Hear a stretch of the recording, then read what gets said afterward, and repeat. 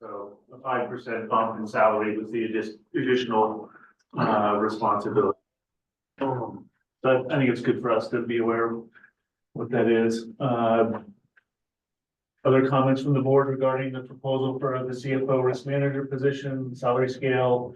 Yeah, I did notice there are probably some job descriptions with the reassignments that their job descriptions need to change, but the org chart catches that. I go with the staff recommendation. Second.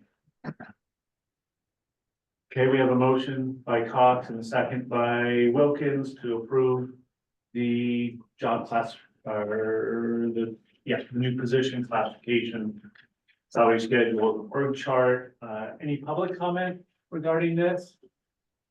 Any other board discussion? If not, let's take this motion item. So all those in favor, say aye. Aye. Aye. Any opposed? None? Motion approved. Looks like we've got our consultant back. Yes, we do. We'll go back to item 2.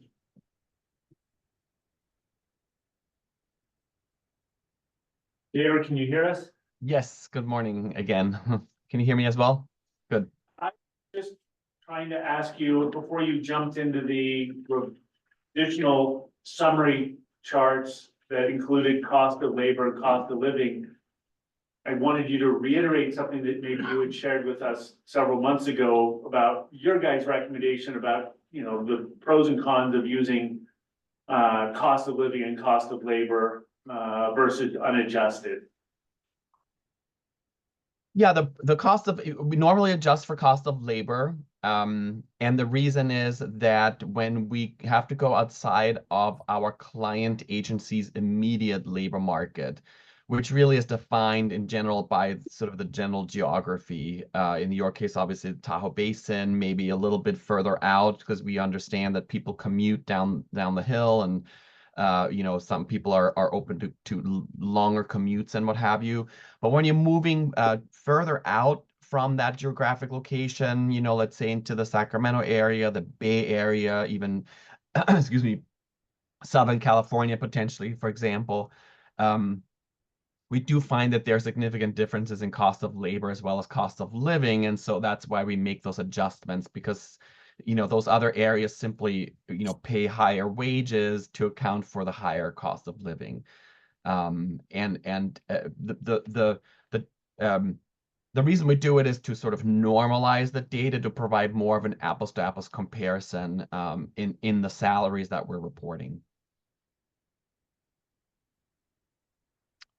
So you're saying it's standard practice in your industry to, when doing these studies and the comparator agencies lie outside of the area of the agency in place, to take into effect a cost of labor impact. That's your guys' standard practice. You see both with your consulting company and perhaps across other companies who do similar services, that's often taken into consideration. Not the cost of living, but the cost of labor is the factor that's taken into consideration. Okay. Right, correct. Okay, I think you were gonna walk us through some more of these tables if the board's interested in walking through those. Yes, please. Yep. Sounds good. Let me go back and share my screen here.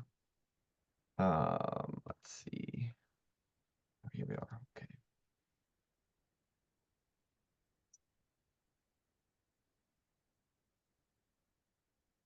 So pretty much, is it coming up for you all again? Yes. Yes, great.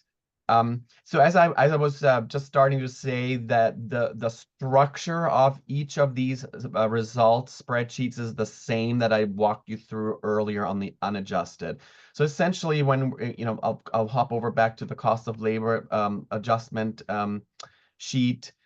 Again, you're seeing the same structure, the benchmark jobs we surveyed, the base salary results in the first set of columns, and the total compensation results in the second set of columns. And so that, again, that is the same exact structure. And then by scrolling towards the bottom, you would see kind of general market results. So as I was pointing out that, when we adjust market salaries for cost of labor, it moves TTSA much closer to the market compared to looking at the salary data unadjusted. Because essentially what we do is when another agency, one of the comparators is located in a geography where cost of labor is greater than where TTSA is located, we then would adjust that comparator agency's salaries downwards by that cost of labor factor. And then you will see that then the third tab was, again, the same data, but adjusted for cost of living. And those adjustments had a little bit of a lesser impact. Again, TTSA certainly moves closer to the market compared to unadjusted salaries, but the cost of living factors or differences were slightly less than cost of labor differences. And we may have discussed this in the last meeting. That is actually somewhat surprising because normally cost of living tends to be more volatile. The cost of living differences tend to be much larger than cost of labor. So I think that this is why the board agreed to looking at both, because in this particular, in your particular case, cost of living differences weren't significantly different from cost of labor. I'll pause there again. I think one other sort of demonstration I was hoping to do is to walk you through one of the individual survey spreadsheets by selecting one of the benchmark jobs that we surveyed, so you can get a feel for what each individual spreadsheet looks like. But again, I'll pause here to see if there are any questions before I do that. So, Georg, just kind of general order of magnitude, it looks like if you do the cost of living or the cost of labor adjustments, it would suggest about a 10% change in salary range approximately. Is that right? I'd say, forgive me for jumping around here, but it's probably when we look at cost of living, I see there's going to be about a 5% difference between unadjusted compared to adjusted for cost of living. And then when we could look at cost of labor, there's about a 7 to 8% difference between unadjusted and adjusted for cost of labor. So again, in your particular case, cost of labor differences were actually greater than cost of living differences, which is, like I said, somewhat surprising, but I think it was good to go through this exercise of looking at both. Okay, so I'm looking at some sheets that may not be the same ones you're looking at. That they've got some roll-up numbers that show. They're looking at the summary sheets, and I don't know if you're looking at cost of labor, cost of living, or unadjusted. Very top, yeah. Yeah, so I'm looking at all three of those, and then, within each job classification, the numbers are Okay, kind of all over the place, but then at the bottom, it looks like there's some kind of overall averaging that's done. yeah, so they're looking at the first set of sheets that we were looking at for the summary sheets. So it would be the unadjusted? Well, what I'm looking at is the unadjusted. I'm seeing some numbers that suggest that we're, if you look at the average, we're about 17% below market on total compensation, with just a direct comparison to the other survey agencies. And then I'm looking, if it's adjusted for cost of labor, then it says we're 6% off. And then when I look at adjustment for cost of living, again, kind of everything rolled up average, it shows another about a 6%, that we're 6% low. So that's where I'm just trying to figure out if I'm looking at the data correctly. Yes, you're absolutely right. Yeah, you were looking at total compensation. I was looking at base salaries, but yes, you're absolutely right. On total compensation, those numbers that you're stating is what I'm looking at as well. Okay. So the spectrum that we're looking at is if we kind of the most, on one end, we incorporate a cost of living or cost of labor factor because it appears that our cost of labor or living up here is less than it is in those places. And if we we use those factors and we do a total compensation comparison, we're about somewhere around 5% below the market. On the other end of the spectrum, we don't take total compensation, we just look at salaries, and we currently have better benefits so that by neglecting benefits, because they were incorporated in the last salary survey, our salaries are lower, because our benefits were higher. And so 5% on one end, on the other end, if we just looked at salaries and we didn't adjust for any cost of labor or living, and we went with like the high end of or I should say the 75th percentile, it looks like we're about 30% behind, if that was the objective, somewhere between 5% on one end to 30% aggregate. A lot of variation by benchmark position, but that's sort of based on the data, the range. You said 30 or something. I'm seeing 30 because they didn't provide a summary at the bottom of the 75th percentile. And that's sort of part of our analysis. We follow that 75th percentile column down. That's just and I apologize, staff doesn't know what we're pointing at up here.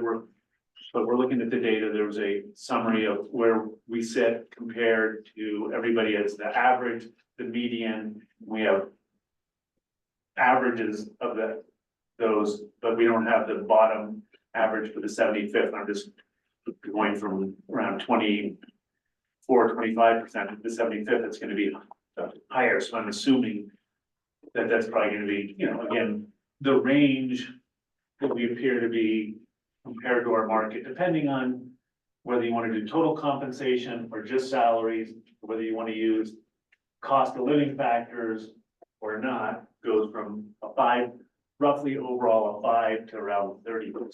Okay. And again, our objective as the board is to set a salary schedule to enable us to recruit and retain great employees. Folks want to come here, not discouraged, and then stay here. We don't want to lose staff. That's a very expensive process to have a lot of turnover. And so, I think our retention has been generally good. Recruitment's challenging right now. I know that. We've had positions open for quite a while. And so, the data is showing that we're, under market, based on this. Question for us is to, where, it'd be nice to fall on a nice, simple algorithm, because we're gonna be at this place again every 5 years, roughly. It's time to kind of do these studies. And if you come up with something that's really complicated, then you gotta go through that whole complicated thing again every single time. And so, it'd be nice to have something that you can duplicate so you're not bouncing around. Georg, you said the cost of living tends to be volatile. I mean, I hate to get into a metric that we use that jumps around a whole lot, and depending on when you happen to do your study, you could end up with a lot of variation in that. What did you mean by it jumps around? It tends to be a bit more volatile because it's so influenced by all of the different factors, including what we call the breadbasket of goods of, the cost for milk, bread, and butter, but also the cost of housing and the cost of gasoline and, everything in between. And so there are a lot of sort of macroeconomic impacts on the cost of living. And it's also a measurement that as an employer, you're really not able to control. And so the reason we typically look at cost of labor is because as an employer, that's all you can control is the cost of wages. in your particular organization, and that's what cost of labor measures in any given geography. So it's basically the cost of wages of all employers in a particular geography. And the reason I say it jumps around less, maybe that wasn't the perfect phrase, but the reason the cost of living is more volatile is because of these macroeconomic influences. And as an example, when you compare Sacramento to San Francisco, for example, you're going to find that the cost of living difference is something like 50–60%, whereas the cost of labor difference between those two cities is somewhere around 16–17%. So it gives you a little bit of a flavor that usually cost of living, it just has much greater percentages typically than cost of labor. But again, like I said, for this particular study, it was interesting to see that that's really not the case. And Georg, with respect to the cost of labor, I want to say that you shared some source information, and it seemed like that information didn't come from a government entity, but from a consulting company that produces those numbers. Again, as we, try and come up with a methodology that can be repeated, is that cost of labor something, that consulting company, are they gonna keep the same methodology? I hate to get tied into something that potentially 5 years from now, that's not where you get the data, and someone has a whole different method for creating a cost of labor factor, and we're kind of back at the same place with apples and oranges. It'd be nice to, is that a really repeatable number that, one can rely on now and in the future, and the methodology and the source? I really think so, honestly. And the reason I say that is because the Economic Research Institute, which is where we get those numbers from, is a nationally renowned organization that is used by many consulting firms. And even within Gallagher, now that many of you know that we used to be Kaufman Associates, we're now part of Gallagher. There are many other teams, compensation consulting teams, even just within Gallagher. But there's also, the Mercer's. Mercer's another, one of the biggest HR consulting firms in the country. Whether it's Siegel or CPS, some of our, kind of competitors in the public sector landscape, they all rely on the ERI, or the Economic Research Institute, to get those numbers. And the reason these numbers are valid is because the Economic Research Institute gathers hundreds of thousands of data points every year, probably millions, because they have such a robust database. So I highly doubt that they would significantly change their methodology all of a sudden to somehow produce significantly different results in the future. And we've been relying on, I would say, the industry, ourselves as well, but the industry in general has been relying on the ERI for many, many, many years. Thank you. Again, so, I think we're looking at, based on the data, anywhere from being 5% under market, 30%. Richard, I saw a bullet in the staff report that says the general manager held a staff meeting to discuss a future survey to help employees rank benefits based on the importance that relates to total compensation. And so I'm just wondering where that kind of, the concept, where that rolls in. At some point, the board needs to adopt a new wage scale, but I'm curious, what the intent on that item is, and,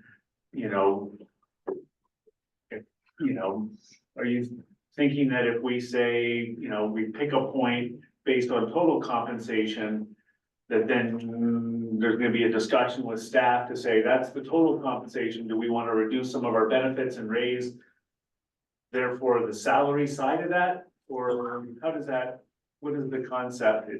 I know it's complicated, and anything that deals with folks' salaries and benefits it's never universal for everybody. Everybody has different needs, and so that's a challenging endeavor to start kind of playing that Yeah, balancing act. it certainly is, and that was that is basically the intent of the survey, is to glean what staff's position is on the importance of hourly rates versus the benefits, because we do have a very good benefit package as we see when we look at how it affects total compensation numbers. So that's the intent of the survey, as well as it's, clear that we base this class and comp on the PEPRA side, so there's the other fact, we have the classics that are paying their own and the classics that the agency pays for, so equity amongst all approach. So that's the intent of the survey, is to glean that, try and glean some of that information where staff's interest lies on pay versus benefits. Okay. So we've got some percentages, values that range 5 to 30. You also, in the board packet, it looked like provided an interesting, I think it was the second table, that looked like it showed for at least a subset of those scenarios, not only just kind of a percentage, but what that means in terms of what the overall salary impact to the agency would be. I think that's important for us to recognize also. We just implemented a 30% user fee increase followed by 18%. And those were in the budgets written around our current salaries, and we're fighting to have enough money to implement our capital plan. And so these are real costs to the agency. And so I don't know that you wanted to kind of maybe walk us through that Yeah, and spreadsheet. Liz is one who did all of that legwork, so I'll let her look through them. And that's what it is worst case scenario. But I'll let Liz explain. You guys still wanna talk about more numbers, really?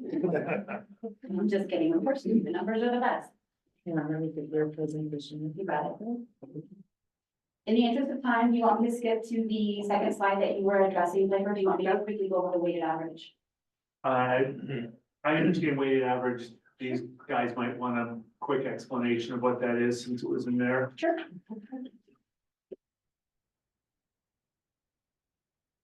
Bit of a ground screen.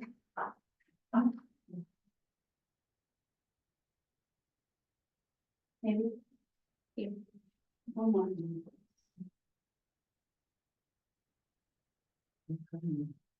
So while we're transitioning, I took the data that Gallagher provided. I looked at how many FTEs were in the benchmark classifications. Disclaimer, it's not every FTE that's on the org chart. It only accounts for 42 of the 54 FTEs on the org chart that you just said okay to for this CFO position. So while this is kind of a worst case scenario, it would not translate dollar for dollar to saying, hey, this is the increase in the labor budget. It gives you a good idea of the direction that we're headed. So I just wanted to point that out. So I took the Gallagher data, I turned it into an annual salary because they provided it monthly. I times it by the amount of FTEs per position to see the dollar impact to the agency. On the first chart, I highlighted all the pieces that have missing data. We didn't want to include that and convolute the data, and since it's a lot of numbers to look at and digest. But in this first one, we wanted to take a look at the weighted average. The colors represent different categories. My brain needs to look at things differently like that. So the average, as Gaylord was talking about before, is the kind of orangish color. The blue is the median or the midpoint that we talked about, and the green is the 75th percentile. So to get the weighted average, I took the percent above or below in each category times the number of FTEs. Then I summed all of that up and divided it. It was riveting math, let me tell you. But what this tells you is, for the unadjusted, I only did this for unadjusted, because as you just discovered, that's the highest percentage that we're behind, right? Makes sense? If you went with a median or a 70, or if you went with the cost of living or cost of labor adjustment, these dollars and percentages would be a little bit smaller. But overall, from the unadjusted standpoint, no matter how you slice it, we're about 25% behind on salary only. This is not total compensation, it is just labor dollars. So on the average, we're about 24.9. For the median, 24.5, a little bit less, but for that 75th percentile, we're looking at 34.8%. So that's the weighted average. What does that mean in dollars? Go to the next one. So in your packet, this is one spreadsheet for visual presentation here. I broke it into a couple of slices so that it would be easier to see on the screen. So the first top line that I'm calling total annual salary or baseline, added up all of those salaries by category to get a total FTE impact. How much does this cost for those 42 people that we just talked about in the benchmark classifications? The gray is the TTSA top monthly salary. When we gave this information to Gallagher, we did not have a COLA applied, but time has elapsed since then and we received a COLA. So I went ahead and put that on top of it. That's that second grade category.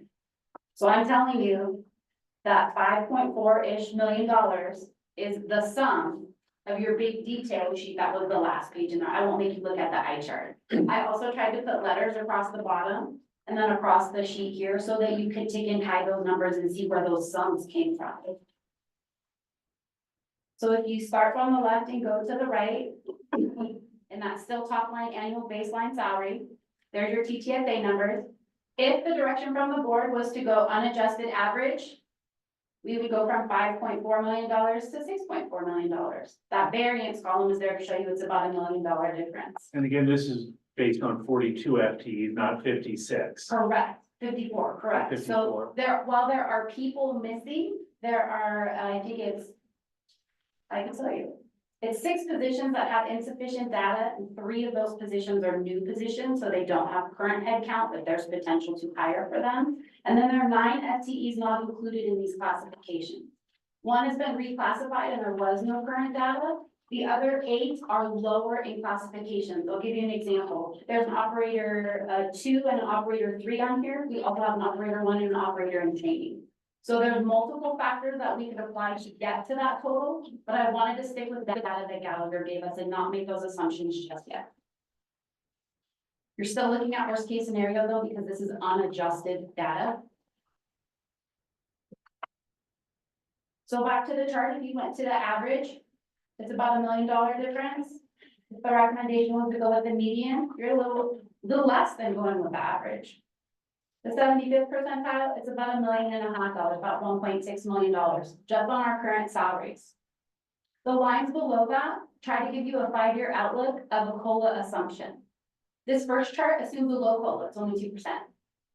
So that should show you year over year how this base, based on what decision, what color you picked, would grow.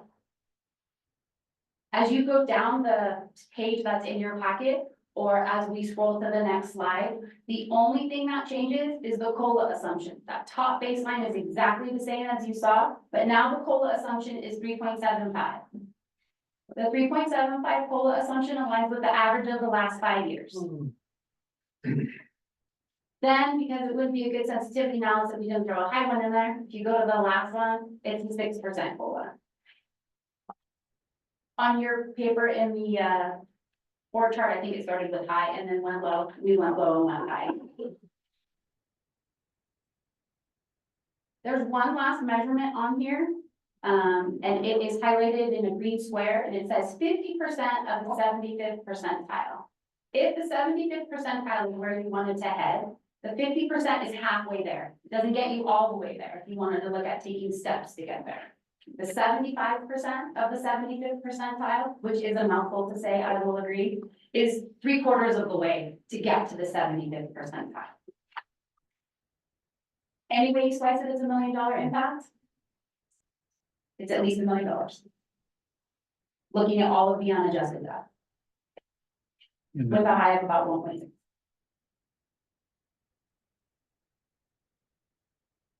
So it's back to the first table. Sure, we did average table or the first COLA table? The one that it's called weighted average unadjusted top monthly salary. Gotcha. Yeah, that one. Okay. So I'm just looking at the total weighted average numbers at the bottom. Sure.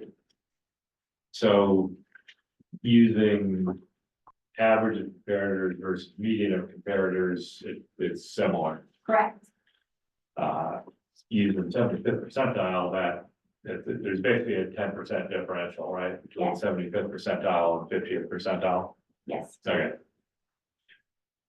Okay, And the driver is a higher salary, plus then you have to factor in, there's more people in certain positions than others. Some of your top paying positions, when you have one person in it, then some of your mid-range positions may have 3 or 4 or up to 8 positions, 8 people in it. right, so 50th percentile versus 75th percentile is about a 10% difference, you know, there. And then from some of these other tables we were looking at, you know, doing the cost of labor adjustment versus not, there's another 10%. Kind of float in one direction or another there. Correct. Okay.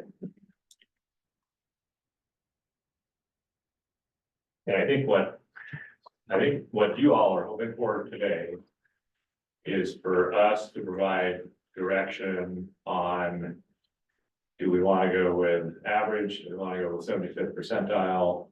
Do we want to do cost of labor or cost of living adjustment?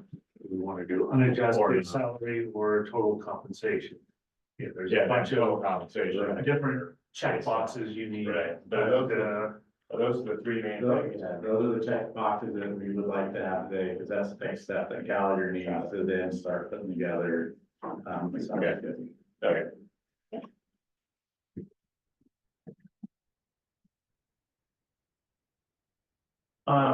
yeah, and then. Okay. I don't know where you guys, I mean, it's a, so there, yeah, do we want to compare just salaries or total compensation? Do we want to be at the median or do we want to be at the 75th or somewhere else?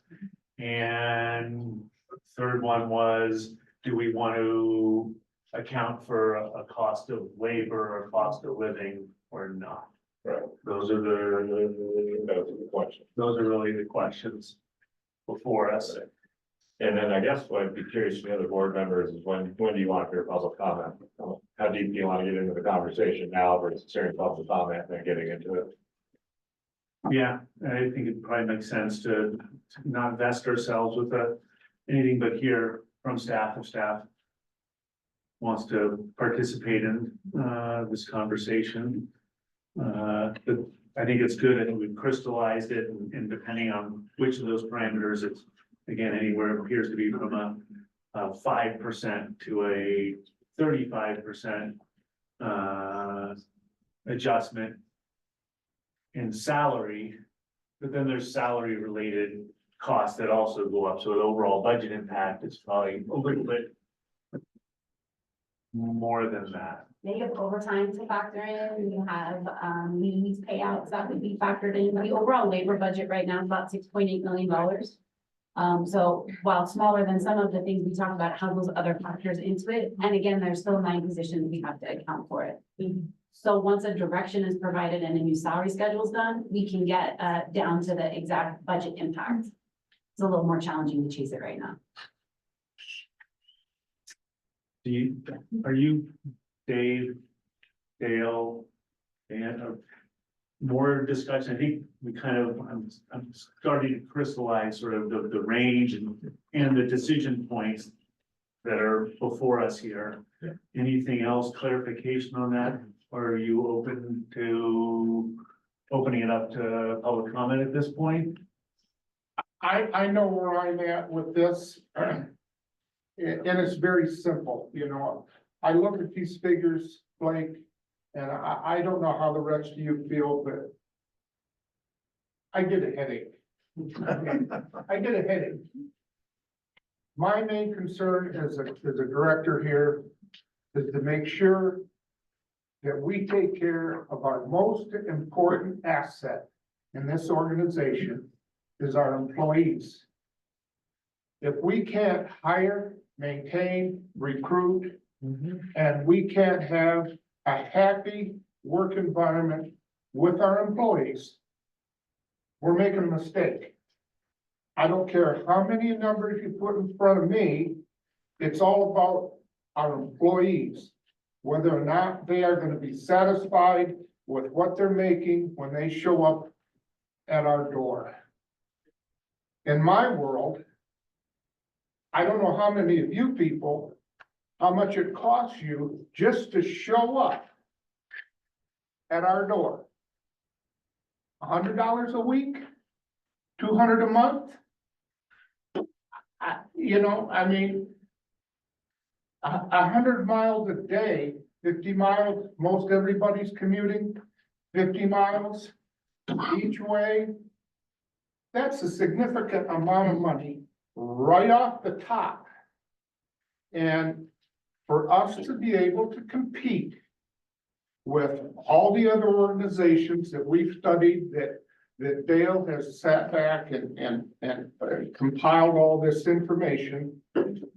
The bottom line in all this is what it takes to have a competent, productive, and happy work environment for our employees.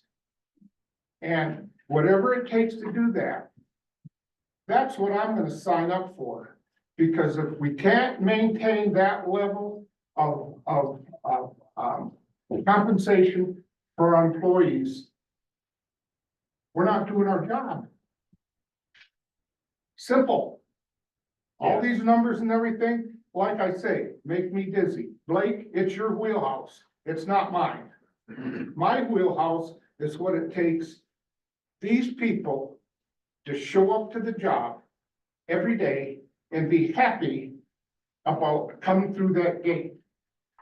Yeah, so. Simple, So, simple. so I agree with you, Dale. I think really the question is, I think we're being asked to give direction as to kind of three key questions. At one end of the spectrum, we could provide direction that would lead us to about a 5% compensation adjustment. The other end of the spectrum, as Blake pointed out, would lead us to about a 35% compensation adjustment, or somewhere in between. And so I think we all have the same interest, which is to set compensation at a level that accomplishes what you just described. And we've also got a responsibility to our ratepayers to, if we paid everyone $400,000 a year, we'd probably not have any retention problems, we'd probably not have any recruitment problems. But that would be way out of the realm in terms of being responsible for our ratepayers. I get that. So it's kind of a question of what's the, what's that right point for us to be at? And that's where I think it's less, I agree, the numbers are overwhelming. But at the end of the day, we need to kind of provide staff direction today as to whether we're at that 5% increase or 35% increase or somewhere in between. So My comment about that is, this study is wonderful and all that. It gives us information that we're probably 17.5% low. That's my wild ass guess, but with that, but I think the real crux is, where do we go from here? How do we allow Richard to hire staff? I mean, can he set the wage level and then come back to us? No, you gotta be, yeah, we have to set it. So we have to either get these numbers down where they're positive, where we bring staff in, where we keep everybody happy. We have to get to that, and from everything I see, we're low. But back to what compensation package, I would say total package, the whole deal. yeah, I agree with that. Yeah. I'd like to hear from, Well, that's what we're over Yeah, we're ready. All right, you guys have heard us deliberate on this. You've seen the data. I think Richard's been worked with what I forget the name of the committee, focus group, hopefully staff's, up to speed with this. And so at this point, like to hear feedback, from staff. With consideration. Don't be shy. All right. Board of Directors, Scott London, Senior Engineer. I was not planning on talking today, but since you guys want some input, I'll try to help. So I'm serving on the observation group with a couple other members here. We've been very actively involved in trying to, help provide information back, staff input, et cetera, to Richard. So I have a couple big things there to unpack. I want to start with the cost of living labor information that Gator provided. I understand they have a standard way of approaching doing these studies. The challenge is that they use an institute that we can't seem to understand why their data is so often background research. So we don't have validated data, but we did our own internal research. We pulled basically a bunch of different information together, primarily from the main things they look at, housing, food, gas, et cetera, kind of per your comments a couple months ago.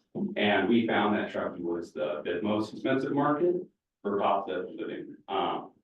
Gameworks data from the Institute says that Truckee is either the second or third cheapest market. So there's a bit of a rub there for us as far as that delta and why is there such a discrepancy between their data and ours from what we did internally. I provided Richard an email with that information from our research. We didn't include it in the board package this month, but the second one, the cost of labor, I understand Big George's point that the Institute uses it to normalize data.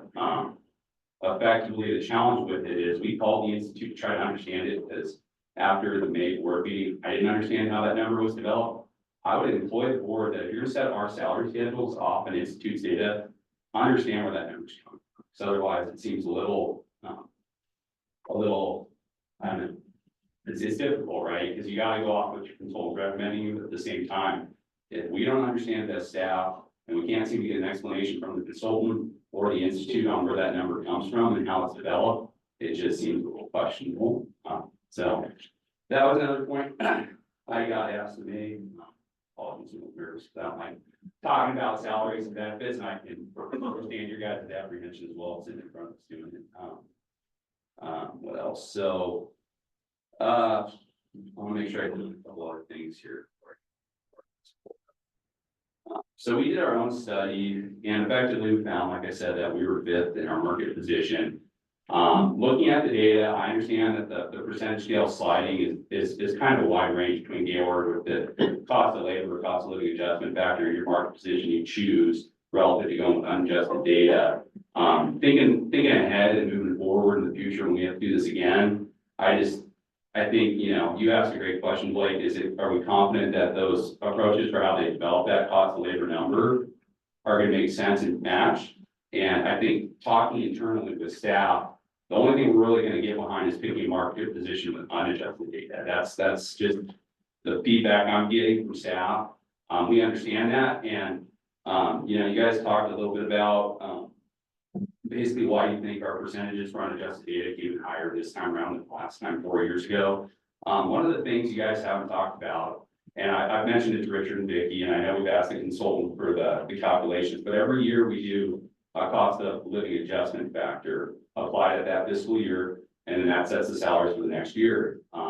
It's a sliding percentage scale based off of what we find from the California Consumer Price Index.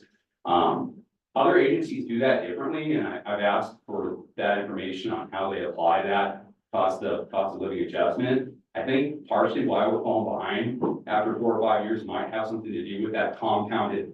We might get 3%, but TSD or Cal City or one of your member districts might get 5%. And when you compound it for 4 or 5 years, you see the spread gets farther and farther away for TTSA relative to our comparators. So something else I would ask is just in this whole discussion, just consider that might be one of the reasons we fell behind as a comparator.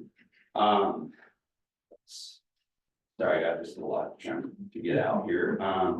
The last piece is, I think, when you're trying to decide whether or not to go with just the total compensation or the salary schedule, it's challenging, right? Because you're trying to pick where we're at. And I think I would be a proponent. I can't speak on behalf of everybody here, but to see those two broken out and the benefits discussion be a separate discussion of the salary schedules moving forward. I think that's going to simplify this discussion in 4 to 5 years if we're not trying to put a value, because I don't know exactly how Georg and the team there came up with the total compensation numbers. They provided us their background for it, but I think that's a little onerous for staff to try to do in the future if we weren't gonna use a consultant. And so I think it simplifies things if we could just go with salary schedules and keep the benefits discussion as a separate topic, you know, that you guys discussed. But that's my 2 cents and some feedback I received. I hope I conveyed some of that for you guys, and thank you for your time. Scott, I've got a Yeah. question.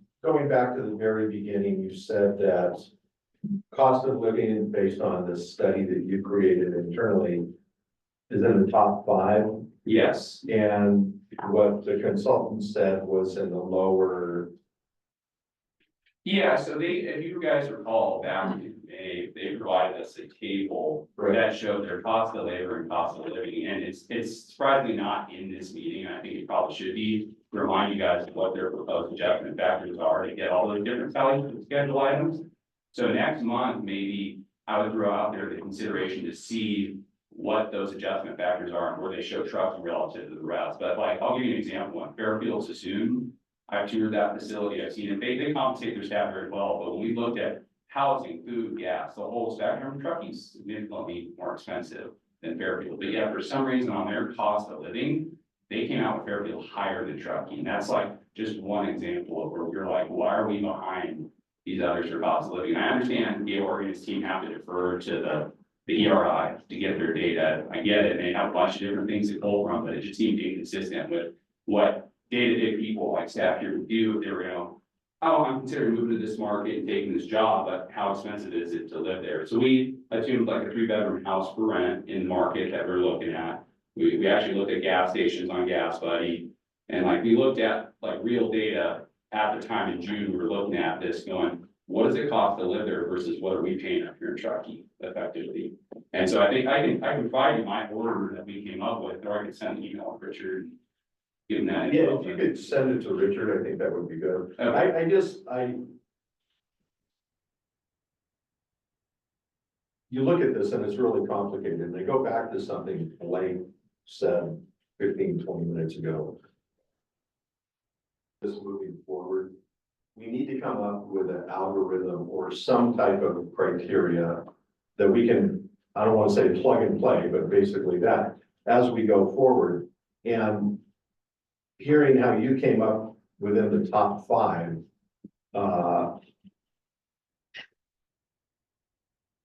seems more, I don't want to say realistic, but that's what you live, that's your life, right?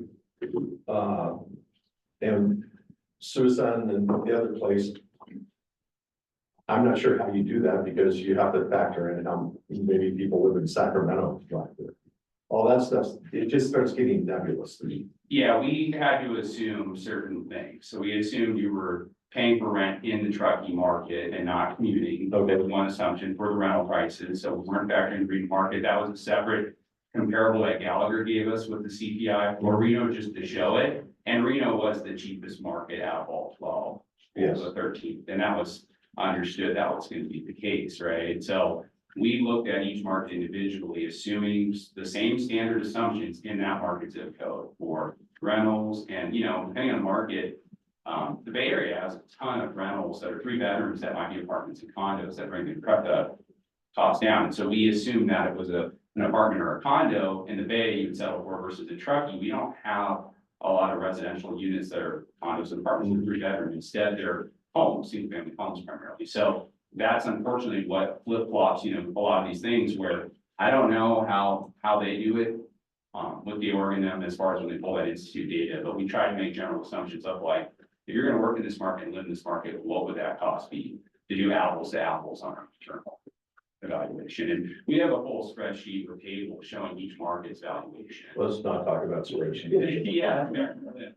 But like, the problem is how do we validate our Right, data? And so the intent would be in the future to do that again, because it was, to be honest, I was doing it partially on vacation, on my own time for interest, and it was time consuming, but, in the future, I prefer if we could pick a market position that's like, whether it's unadjusted median or 75th, and staff can go back in 5 years, not have to hire a consultant and go, okay, we're just gonna reach out to these 12 agencies and go, what are their salary schedules, and just pick that same position again consistently year over year, you know.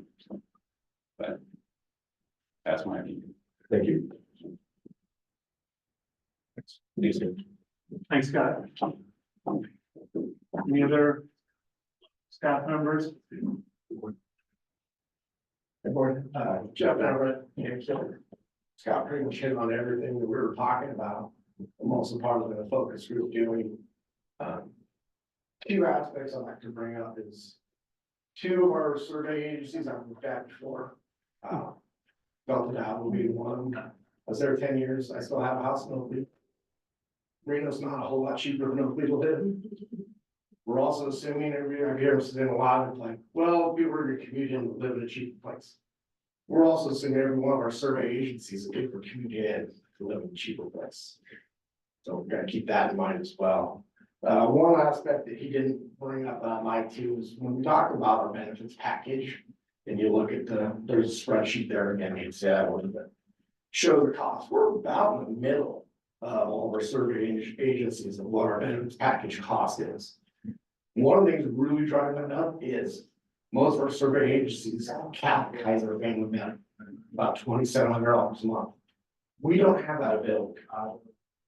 So we're gonna add another $600 a month to our benefits package just because it's not available here. So when we start looking through some of these benefits, like, oh, they got this is great, it's good, but it's not stand out from everybody else. Look through these, you'll see that. That's pretty much what I'm going to bring it up. Great, thank you.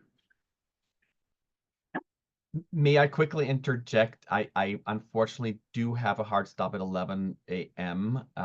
Is there anything else that I could provide to the conversation? Anyone need any more data from Georg? Yeah. Yeah, I mean, it's challenging. There's a lot of data, you know, and some of it, I mean, Scott, really appreciate your feedback, you know, I understand that. You know, again, I go back to the data is kind of showing, depending on what you're looking at, 5 to 35% behind. I mean, you know, it's hard to pick that perfect combination of salary versus total comp, unadjusted. I see the value in salary for repeating it, not having to get into the benefits, the unadjusted versus cost of labor versus the cost of living, the consultant saying, hey, standard practice is the cost of labor. I hear that the staff, and, you know, when I looked at it, I was a little surprised also. And then, you know, trying to nail the percentile, you know, I mean, sorry to interrupt, I do have I'm not sure if this is for Vicky or Liz or for Georg, but if we were to provide staff direction to use the total compensation benchmark, to use the unadjusted data, but to use the 50th percentile as the benchmark, what's the approximate kind of aggregate percentage salary adjustment that would come from that? Do you hear that question, Georg? I don't know who the right person to ask that. and I think that's in this table. Kind of, I'd like to hear. Okay. I'm Yeah. looking at it. Did you answer that? So, No. Well, It's, Yeah. it's, people look at the roll out. well, maybe it doesn't have a weighted average, so it could be skewed because Yeah. if you've got a big percentage change in a position that there's a lot of positions in, it's not just the Yeah, average of the individual that's weighted more heavily towards that, and I don't know. We don't, I don't have the data in front of me, I'm sorry, Georg, is it possible you can answer that question? It's going to be very, very generalized. I think you all are right that, you know, what I'm looking at is about would be about a 17% adjustment. But you're correct that the weighted average may change that a little bit. You know, it doesn't sound like Liz had that in her numbers either for today, but it would probably require looking at each individual employee to give you an exact, a more precise number there, but that's kind of a general guideline. Okay, thank you. Okay, I might have interrupted you, but. Yeah, and, you know, I was just gonna say, you know, part of this comes down to the gut of what feels right. And, you know, 35, I'm sorry, guys, that just doesn't feel right, especially with the, you know, our responsibility to our ratepayers and the rates that we've just increases we've gone through. 5 doesn't feel quite right either, you know, so just the guts feeling somewhere in that, you know, 10, 15-ish percent just feels good, but I don't know how you give that number and then say, okay, 5 years from now, you know, do we just do 15%? It doesn't make sense. You gotta link it somehow to the data and trying to figure out how you do that. If you do it to the, you know, just the salary, so it's easier to do unadjusted because the question staff raised about the cost of labor and living stuff, basically, you know, 15% increase, you know, puts us down in the lower percentile, below 50th percentile, which also feels kind of lousy. I know we've got some great other entities out there and we know that there are cost of labor impacts, but it doesn't feel great to say, hey, you guys are, you know, should be paid at the bottom third of your peers around the state. I think we, you know, we pride ourselves on being a great organization. In the past, we've been the 75th percentile, but so it's hard to kind of reconcile all this and put it in a way that, again, can be repeated again, but it's just, So I'll throw out a couple of thoughts and then where I'm at. In terms of being able to repeat it for 5 years, I'm not as concerned about that. I think we probably, if we're doing these salary surveys, we're probably gonna hire a consultant. It's probably gonna be a company like this. Because even, you know, all the data that gets collected, there's a lot to it. I mean, we did this 3 years ago and we're doing it now. Maybe it was 4 years ago. Yeah, we changed significantly the comparator agencies, and in my opinion, went to comparator agencies that pay more. You know, so that drove the numbers up. And I think we recognized that when we were doing it. I think there was other reasons, because they had more comparable positions. And that's kind of what pushed this conversation in about, do we do a cost of labor adjustment? Kind of where I'm at is, I think we should be basing our analysis off of total compensation. If we use the 50th percentile instead of the 75th percentile, and then we want to keep it simple and get all the cost of labor and cost of living adjustments out of the mix, I'd be okay with that. So like if we did total compensation, we went with the unadjusted data, and we went with the 50th percentile. That's gonna put us in this 15 to 20% range, I think, in terms of increased compensation, and that's nothing to sneeze at. And I think that in the interest of kind of balancing, kind of trying to re-simplify what's a complicated process, be fair to our employees, you know, properly respect our customers, that's something I could be supportive of. So you're saying between 15 and 20%? That's what the end result. I think that's what the end result would be. So would it be fair to say a happy medium would be 17%? Well, I think the numbers are gonna play the way out. I mean, again, I think we're trying to lean on these parameters. Again, not the percentage, there's a gut feel for us of what are proper percentages, but I don't think we give them a percentage. We need to say total comp, unadjusted, meaning don't include the cost of labor or living, and go with the 50th percentile. And it's gonna be somewhere between 15 and 20. Liz is probably over there crunching the numbers now, you know. I won't give you the And so number, but we're on it. I feel pretty good about that. I mean, the one question I would have for Richard and Liz is, we've got a tight budget as it stands with a, given an aggressive capital plan. And where we're, trying to have sufficient funds to pay everybody and upgrade the plant to make sure that we can continue to meet our effluent discharges. And I want staff to look at that and see what the impact of that would be. And, perhaps it's something that, we have to phase in. I don't know, I just worry about, 15% across the board adjustment and how that impacts our budget. It's not in our, we're gonna adopt the budget book here later in this board meeting. And again, pretty much every penny of money is being pretty close to using. So I want staff to just give feedback on that, but that's, I think, I like that objective, and I've seen other agencies do that also. When there's a big adjustment, they phase it in over time. And so it's just something for staff to kind of talk with your observation group also, and we gotta be able to run the agency, and meet our mission here as well. And so just so long an adjustment doesn't.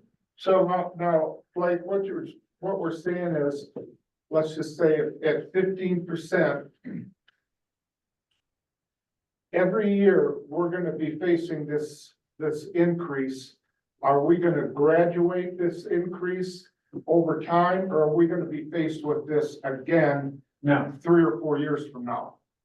well, in 5 years from now, we're probably gonna be faced with this again, because COLAs adjust and, you just technically go back and compare yourselves to the market on a routine basis, but I'm kind of throwing a wild card in there with phasing, just because I recognize our budget constraints, and maybe it's not necessary to do any phasing. It'd be nice to get it over with and be done with it, but at the same time, we have to, meet our operating budget and capital budget needs. But I think what you're maybe talking about, Blake, is a downstream decision with implementation. So let's say we provide a direction, whatever the final direction is, the consultant team will come up with new salary ranges, right? We probably have, let's say the salary ranges go up 17%. On average, so we probably got a number of employees that are at the top of their salary range right now. And if we move that salary range up, there's a second tier question of, are we gonna move the employee pay up some amount at the same time? Or are we gonna leave what the employees are currently making the same?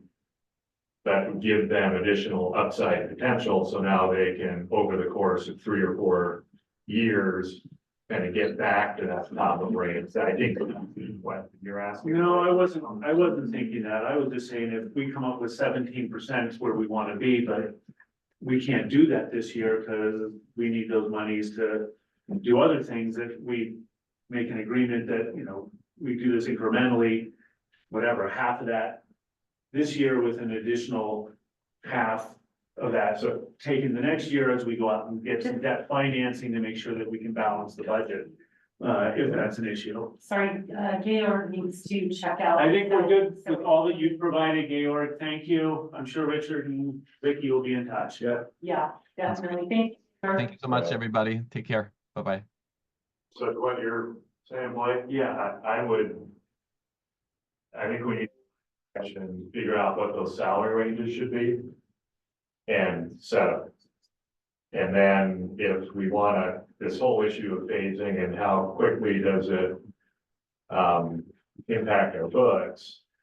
I think that can, because if you set the salary range and you move everyone to the same position in the range, I think that's what creates either the immediate financial impact or the more spread out impact, right? And I think we could, I think that's a legitimate conversation, but I'd rather have that as a secondary conversation and get the salary ranges set. So there's different ways of implementing an adjustment, And I would be supportive of Dan's approach of, give us direction on what we're setting on, and then we work with Liz and Vicky to figure out that exact cost impact. And then we can talk implementation of a date. Right. And So- we do have an implementation document from the last study that I could share with you also. If you wanted to. So to keep the ball rolling, what I'm hearing is a directing staff to utilize the total comp unadjusted, in other words, not including labor living and going with the 50th percentile of the median. And which results somewhere between a 15 and 20% adjustment. You don't know the exact number and overall. Yeah, and depending on its average, right, because we will go back and this will be position by position. Right, so That will be more. If we're giving you, yeah, it definitely varies by position and we're giving you direction to go with that. We're not adopting that salary scale. You can still come back, but this is just direction to come back with a more detailed analysis. then we'll allow them to look at compaction into, and then bring that final spreadsheet. And from my knowledge, did you say median or did you say average? Median, Median, okay, Those two are about the same, it seems like, well. close, yeah. I'm more of an average person than the median person, but I said 50th percentile. Okay. Is that median or is that average? I would say the line of median and we with them. and they're pretty close to the same, so. Very close, yeah. But I just wanted to. Are Dave and Dale and. you guys comfortable with that direction? I'm great. Okay. So we're looking at 15 or 17? No, we know somebody. We'll find out. Okay. 17 and a half. Right. Some quick math. Are you I've correct? not double checked yet. All right. I said 17. Okay, I appreciate the efforts of the consultant, staff, management and staff. So anything else on this item that you guys were looking for No. direction on? That was the direction. Okay, all right. We'll proceed. Okay. What was the puzzle? And We take a. That's exhaustion. sure. We'll take a recess for 5 minutes. Thanks, staff. Thanks, Blake. I don't think it relates. I needed a break. We'll take the spreadsheet out. We got one to vote.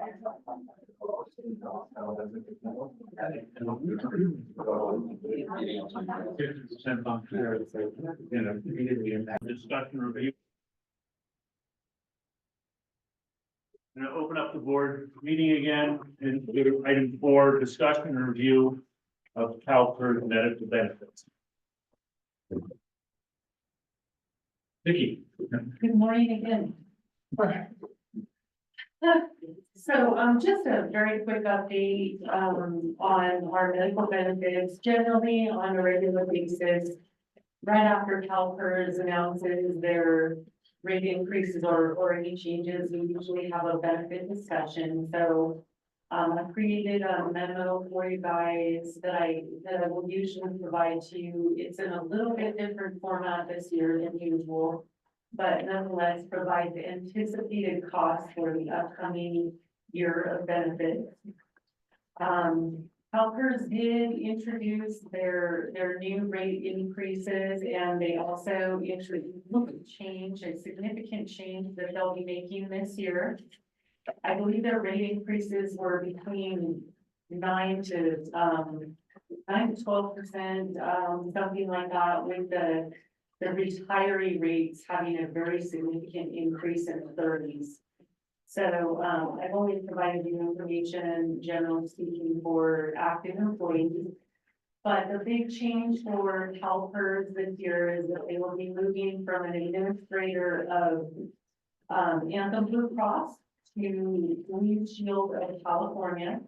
Currently, there is not a lot of data available to employers or employees related to that change, but CalPERS is going to be doing a YouTube presentation that is coming up in early September, and that is available for anyone that wants to attend. TTSA will be holding an open enrollment meeting with all staff in early September, during which we will introduce or talk about all of our benefits and any significant changes, including this one. And just for the record, this is really the only significant change in our benefits that we'll be looking at this year.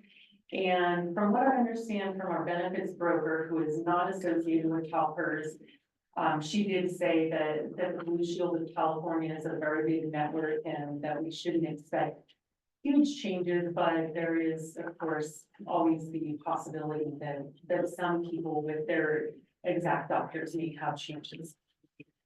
So, anyway, on the spreadsheet or memo that I provided to you, unfortunately, I did not give you a side-by-side comparison with last year's rates versus this year's upcoming anticipated rates, which I will do in the future, but, in totality, in looking at the benefits, it looks like there is, our total, annual cost for 2025 active employees health plans is estimated to be approximately 1.4 million, just shy of 1.4 million.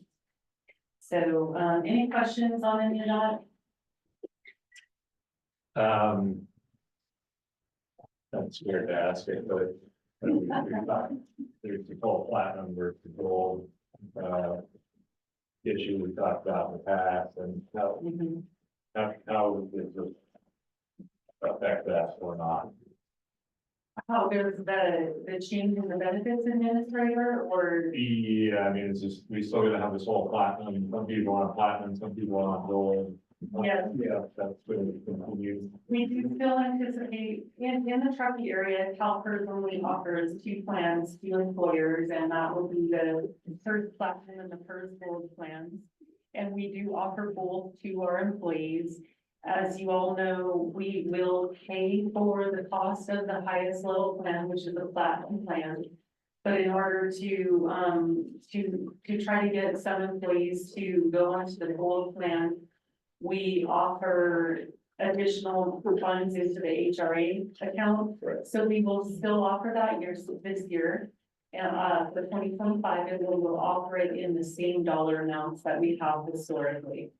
Okay. There is let's see, I could actually tell you. So we currently have on the Gold plan total, let's see, 30 individuals on the Gold plan, and we have approximately 50 employees total. So we have more than half of our employees that are on the Gold plan now. And it seems to be pretty well accepted. Generally speaking, the biggest issues that we have with the Gold plan, CalPERS allows, let me back up. The Gold plan is available to anyone that has a California zip code. So any employee that lives out of the state, not in California, CalPERS allows those employees to utilize the agency zip code in order to qualify to enroll into the PERS Gold plan. What we're seeing right now this year pretty significantly is that CalPERS is issuing primary care physicians to the Gold plan members. And anyone that lives in Nevada is not allowed to have a Nevada physician as their primary care physician. The Gold plan will only allow a California physician to be the primary care physician. Generally speaking, employees in Nevada can still utilize their own primary care physician. They're just not going to pay the lower copay associated with having that primary care physician that's assigned through the plan. So again, you can use, there's still a large network of doctors available in Nevada, for example, under the Gold plan, but it isn't exactly the same as the Platinum plan. And then with this being Blue Shield instead of Blue Cross, that's gonna change the mix on kind of in network and out, who's in network and who's not in network too, right? But we don't really have any, this is kind of what PERS is handing us. We don't really have a lot to say about that. That is correct, yes. And again, these are the only 2 plans that CalPERS offers us in the Truckee area.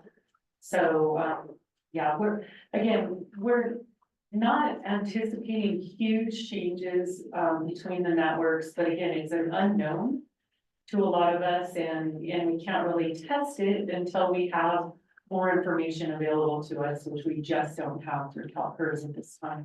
When is open enrollment? Open enrollment is like mid-September through mid-October approximately. We're gonna have ours a little bit shorter time period than CalPERS runs theirs. So we're starting around the 22nd of September and running it through approximately mid-October. So we'll have a 3-week enrollment period, and again, TTSA utilizes a third-party company that runs our open enrollment for us, and then they just provide us all the data at the end. We just have to end our open enrollment by the time CalPERS ends theirs. Hopefully CalPERS enlighten their constituents on what the plan represents, so people can make Yeah. clear choices and no surprises. Yeah, that YouTube presentation that CalPERS will be running, that anyone can attend. I believe it's sometime around in early September, like the first week somewhere in September. Initially, I had received an email through my personal email that stated it was a webinar, and the button that said hit to enroll. When I did that, it said that it was already full. But then secondarily, I got a follow-up email that stated that it was going to be a YouTube presentation instead, so that anyone could join in. This is informational item only. Yes. And Vicki, this is a great summary. I appreciate it. I don't know that I've seen all of our benefits, TDSA benefits in one place, and so it was nice to see that.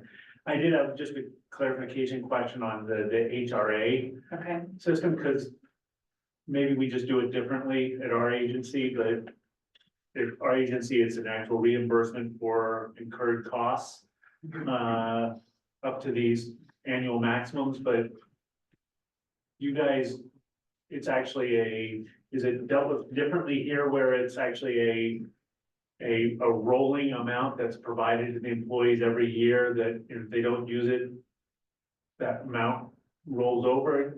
Isn't there an additional, isn't that an HSA or FSA? I really don't quite understand all that, but I didn't see that in here, the distinction of that program in here. Could you- So, yeah, our HRA is we provide each employee, depending on which plan they enroll in, whether that's platinum or gold, and then which tier they enroll in, whether that's employee only, employee plus one, or employee plus family. We provide to them a certain dollar amount. So we start with the amount equivalent to their deductible, their annual deductible that's provided to all employees. And then additional funds are provided to anyone that enrolls into the gold plan. So those dollar amounts are provided at the beginning of the year to all employees that enroll into the plan, and it's not use it or lose it. It sits there until it is utilized. Even if the employee leaves employment, it will sit there in a spend down status until the employee spends all of those funds. So there's an ongoing, for those that don't utilize the amount, the district is incurring an ongoing liability for the eventual need to pay for those costs. And those go beyond, you said, separation from the organization. You guys have any other questions regarding health benefits? Health and welfare benefits for the agency? Scott? Good. Yeah, thanks for that memo. That was great. Yeah. Appreciate that. I'll open it up to public comment. Anything from the staff? We will move on to item 5, a review of the July financial results. More math, how exciting. I promise no spreadsheet though. I made a pretty chart for you to look at this time. Okay, let's quickly talk about the July financial results. Emphasis on quickly, right? We have a lot of other agenda items to move on here. So here we are at the end of July. 8.3% of the fiscal year has elapsed, and about 7.5% of the budget has been spent. So what I tried to do for a visual for this quick conversation is provide a bar chart. So different funds amount are different colors. You can see Fund 10 carries the largest revenue budget. The taller bar is budget. the shorter bar is our expenditures. We have all of our budget laid out. As we progress through these conversations each month, you'll see the actual bar continue to increase, and that will facilitate our conversation. As long as you see the bar growing and suddenly the blue or the yellow don't overtake the green, you're good to go. That's what you need to take away from the chart. So from a revenue standpoint, in July, our service charge accrual rate changed. We knew that was happening because our rates changed. We did see some other revenue because we received a check for some surplus equipment that we sold at the end of the year. We anticipate selling additional surplus equipment this year, so we'll see some more funds there. All funds paid out interest, so that's what gets us to our actual year-to-date bar here for revenue. On the expenditure side, not much happened in capital, not much happens in capital usually in the first 30 days of the fiscal year. However, on our operating fund 10, we paid our UAL and we paid our insurance, two really big tickets. So that's why you see the increase there. The last thing I'll draw your attention to, and you have these charts in your packet from this one, is your total cash graph. Our total cash beginning balance for this year is higher than it has been in prior years. Again, we anticipated that because we have a rate increase. Good job. It's following the same trend. Every July we make our big UAL payment, insurance payment, we're continuing down. So we'll continue to watch this as we go through the rest of the fiscal year. I will put a teaser and a reminder here. This is just a monthly check-in. When we get to the end of the quarter, I'll bring back a quarterly financial plan review because we have things to consider like the cost of tax and comp, how quickly we're spending capital, what might need to give if we're gonna have increases. It will take a look at cash balances at that time against projections, and it will project out that ending cash balance. So that will happen quarterly, but we'll have this quick review every single month. Good enough in those spreadsheets? Any questions for Liz regarding our financial statements? Nope. I will entertain a motion to approve financial results for July, I so moved. Second. seconded by Collins. All in favor? Aye. Aye. Thank you, Liz. You're still talking to me for 2 more items. Item 6, approval of transfers for fund policy. Okay, this one's a spreadsheet, but it doesn't have as many numbers as the last spreadsheet you all had to look at, I promise. And we did go over this thoroughly in finance committee. Also, if you thumb through the budget book, I stole it right out of the budget book. Guess I didn't steal it if I made it, right? So we talked about how we need to fund Fund 6 when we were talking about the budget initially. That's exactly what the recommended action is here to do. So this chart lays out our fund balances as of June 30, their actuals, and that's the top line that goes across. Each fund goes down. So Fund 10 ended the year with $18.3 million in it. Per the current fund policy, you need to have 60% of your operating expenditures plus the UAL payment. That totals about $12.5 million.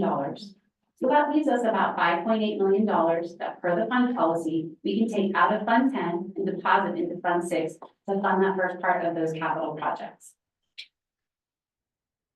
As you continue going down the Fund 10 chart right there, we have anticipated our new Fund 10 beginning balance.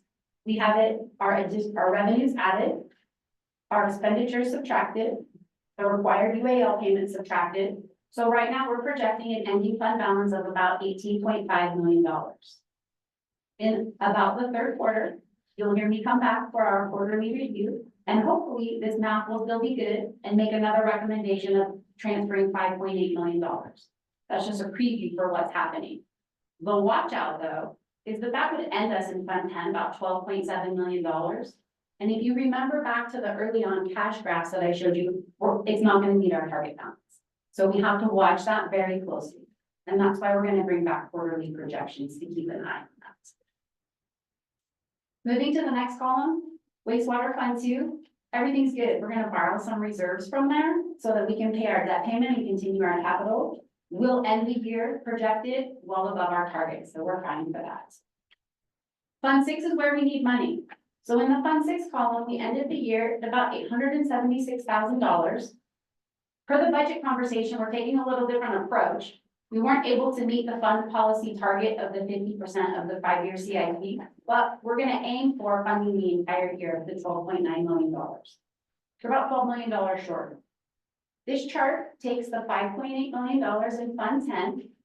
And if you skip over to Fund 7, there's about $240,000 over the $4 million target. You add those two together, you get that $6 million number that I'm recommending that we deposit into Fund 6. The assumptions go down the column the same as they did in the other ones.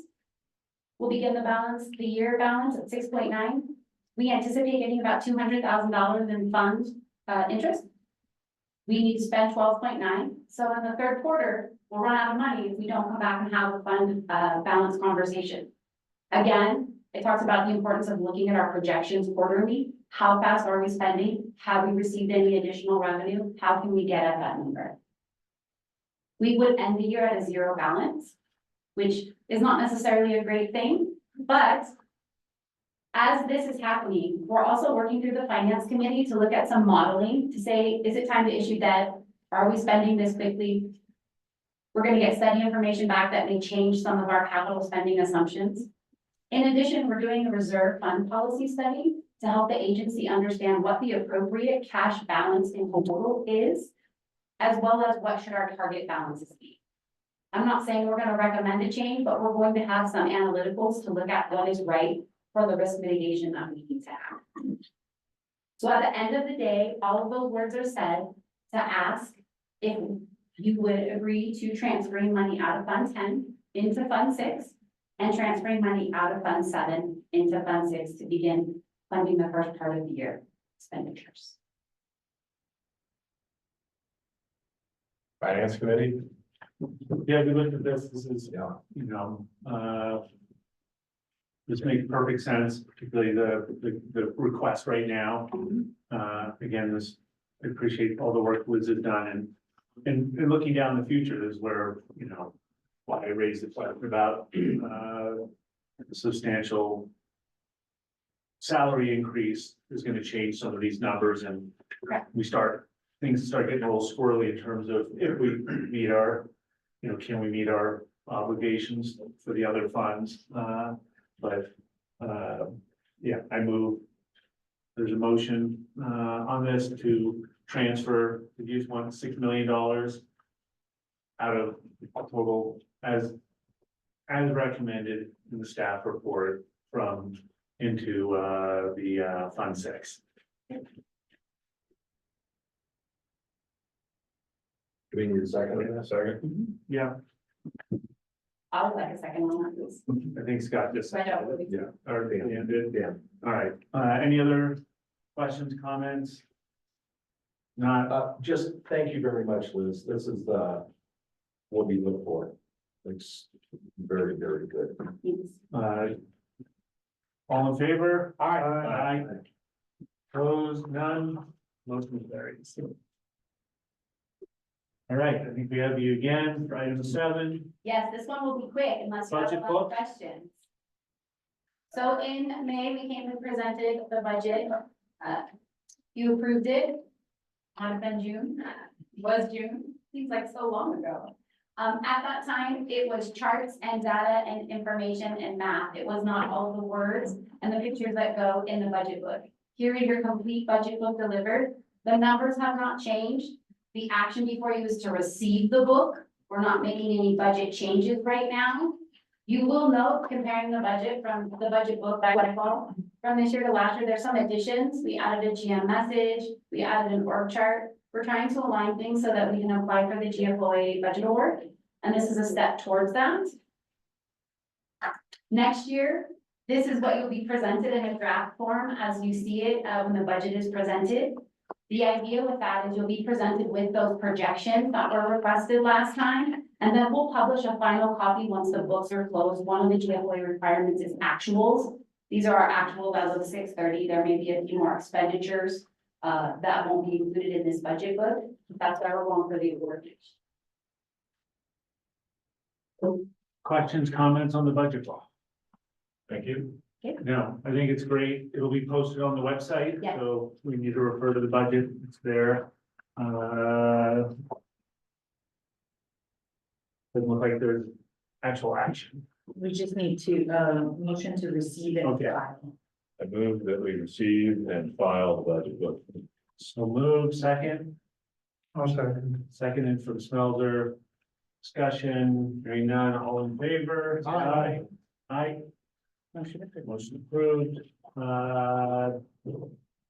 Parking and landscaping improvement project.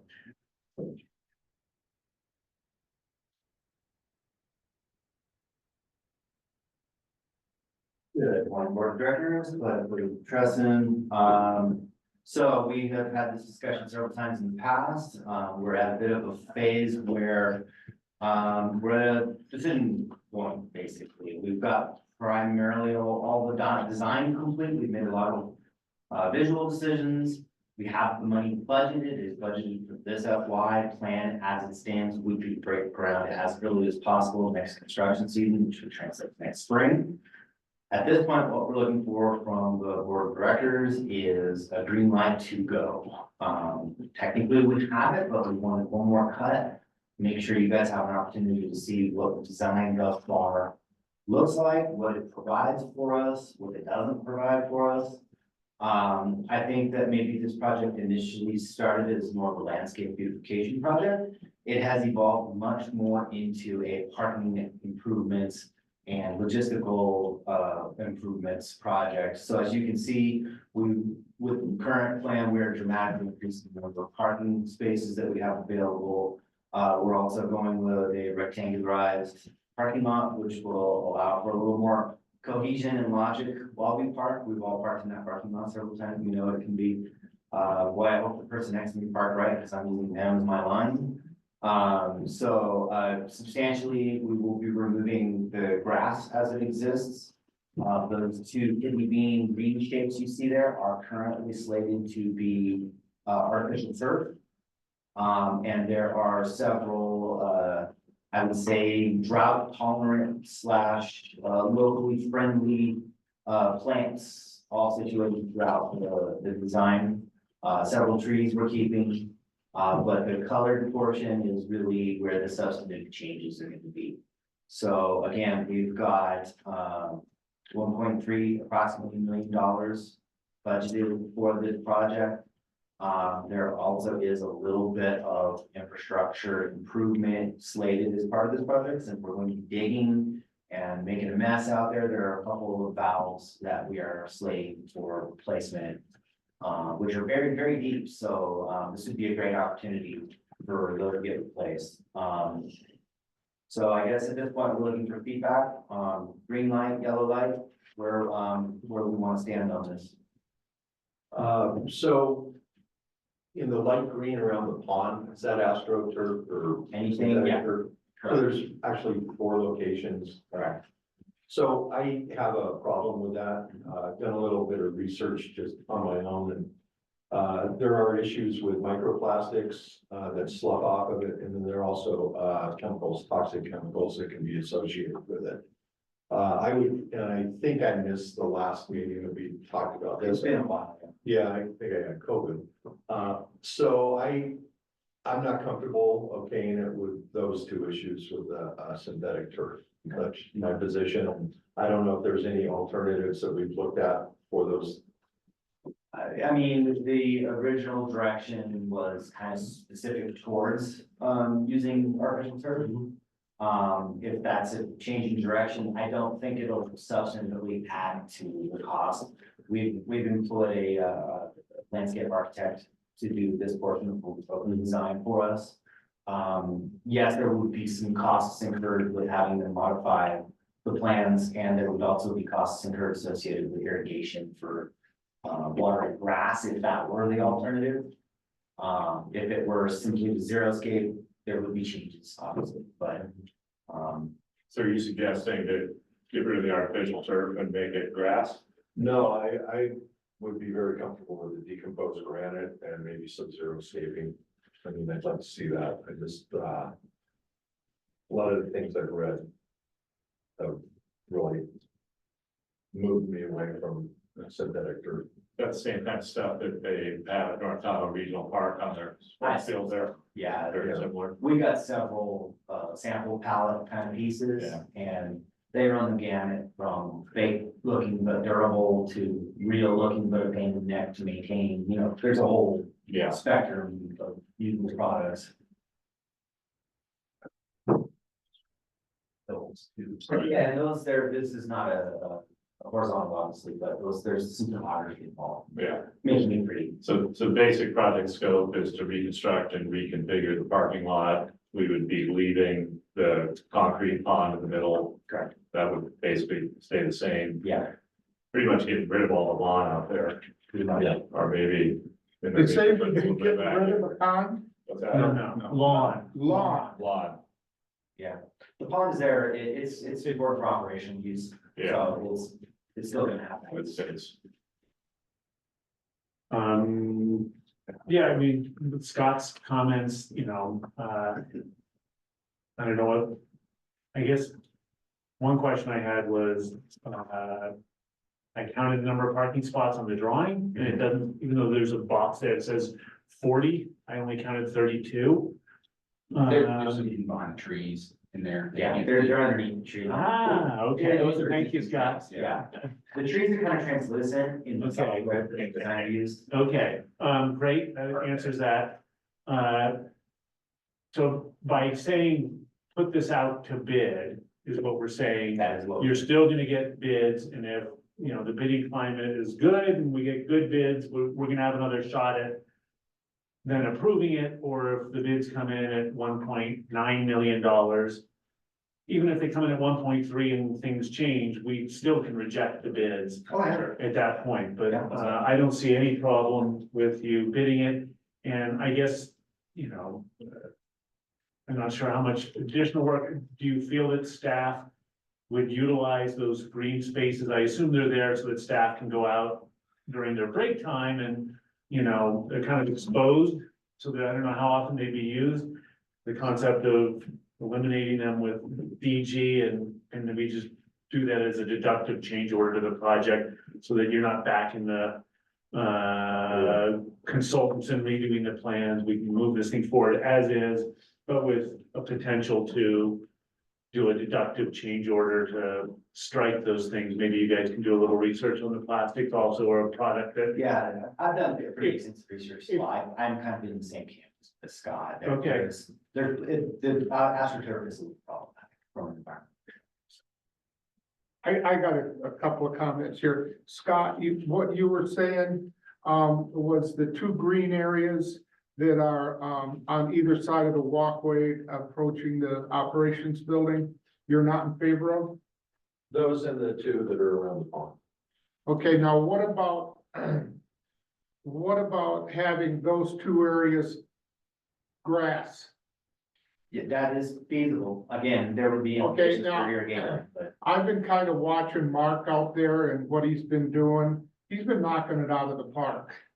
And, he's been doing, I think that he,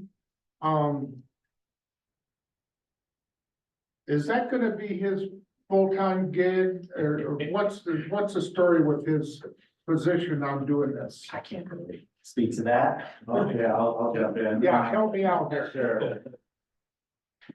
So backing up a little bit of the intent of doing zero scape is to lower the maintenance costs that are associated with it. If we were to decide to go with real grass in those areas, we would most likely still, pursue doing a contract landscape, provider. We used to use the landscape contract provider in the past. While Mark does a great job, I think it's important to remember he's also one of our top paid mechanics. And as Paul can attest, we've taken a little bit of a hit here recently trying to beautify the front and prep for the ribbon cutting. So we're backlog on all the process equipment is growing a little bit, so, our staffing level, better use of manpower, person power, having them turn wrenches and then go on. So basically, this artificial turf, I've heard the same issues, Scott, that you're bringing up, on some kind of a release of some kind of toxic something. Is there? I'd kind of like to shy away from having a curb appeal that looks barren. Okay, we've got a top rate facility here. We've had people come in from all over the world. When they did the roof, they totally botched our whole landscape out there. I'd kind of like to sit back and see some curb appeal here. I don't wanna, contradict what you're saying, Scott, about DG, but DG is, yes, it's maintenance free, but it's not a good presentation. Period. And I mean, the facelift that we got going on there, I think we really should consider, further investigating a product that's artificial turf that doesn't have these kind of, negative impacts, whether it be environmentally or whatever. But, you know, we got a facility here that, a lot of people come to see, a lot of people come to tour. We have meetings here, we gotta have some curb appeal here, guys. And you like grass, you like green. Well, I like grass. I got artificial turf on 100% of my property. It's maintenance free, it looks good. You know what? I don't know what you were talking about, Scott, of whatever micro, whatever. Whether it's gonna be a game changer for the environment. Personally, I feel that if we have a little bit of artificial turf out there, it's not gonna kill it. I don't look for it to be a real game changer. I don't wanna contradict you, but I am.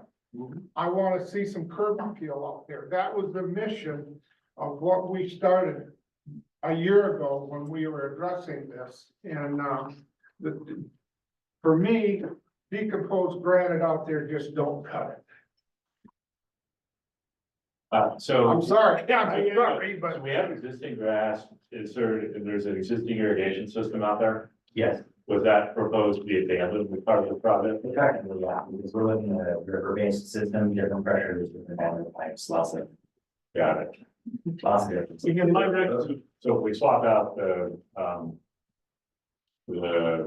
synthetic turf for natural grass, it probably changes the irrigation design. I don't know substantially, but yes. Because they're gonna have some irrigation to those other green circles or real plants. That would be probably a little more challenging because of the odd shape of it, but. Right. It is also something we can discuss with the landscape architect. The landscape architect actually tried to talk us out of synthetic turf several months ago. He's making. For the same reason or different? No, actually, the main reason was he believed that the synthetic turf reflects so much heat that it would cause, like, against those windows right there, it would cause Like a heat reflection thing. yeah, the artificial turf does give off some heat. Yeah. Without question. Also, we were looking at originally some of the kind of like beds that were underneath the windows and the sections are, I don't see them on this rendition. Yeah. Are we eliminating that? We had irrigation in there. There's still irrigation in there. Are we gonna forego all that? We would forego that, there's been some new changes in the defensible space laws that we fall under in this region that require a 5-foot, they call it inver resistant zone. So they don't want to see any kind of, planting or anything like that, so it'd be. Maybe close to the building, Right. So. because I see that they replaced all the fascia and everything with hardy. And, that's fire resistant, so I wonder if that same, restriction applies for a non-combustible, fascia. Yeah, it doesn't, having just looked at the regulation, it doesn't give you any leeway on the construction. So, yeah, so I don't have a real strong opinion on this, but sounds like, from Gail's perspective, having some green out front. I mean, Is what is something he'd like to see, something from Scott's perspective, the artificial green is not what you'd like to see. I mean, how big of a deal would it be to like, and I'm looking at that, the lane in the parking lot that's parallel to the entrance of the building. If that area just got, if that just all got reverted back to grass, how big of a change that is and I think the more interesting question from that would be, what does it do to maintenance on the home? yeah, it means you got, you're maintaining the grass. Yeah, I think from a staff's perspective, the reducing the amount of maintenance was probably the primary objective. I think, we were kind of trying to meet in the middle between the staff desire to reduce maintenance and the board desire to make it a little prettier. So this was kind of like the median zone we found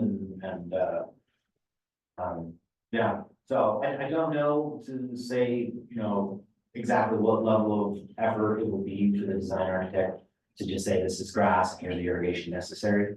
I'm not my specialty, but. so are we talking are we saying that what we're looking at there is grass? Is going to, if it was live grass, that would incur some maintenance. Yes. I'm sure somebody would have to mow it and stuff. Would that be something that we'd have to hire out for outside contracting or whatever? That would be So, but the artificial turf. Now, I'm gonna come back on you, Scott. This artificial turf,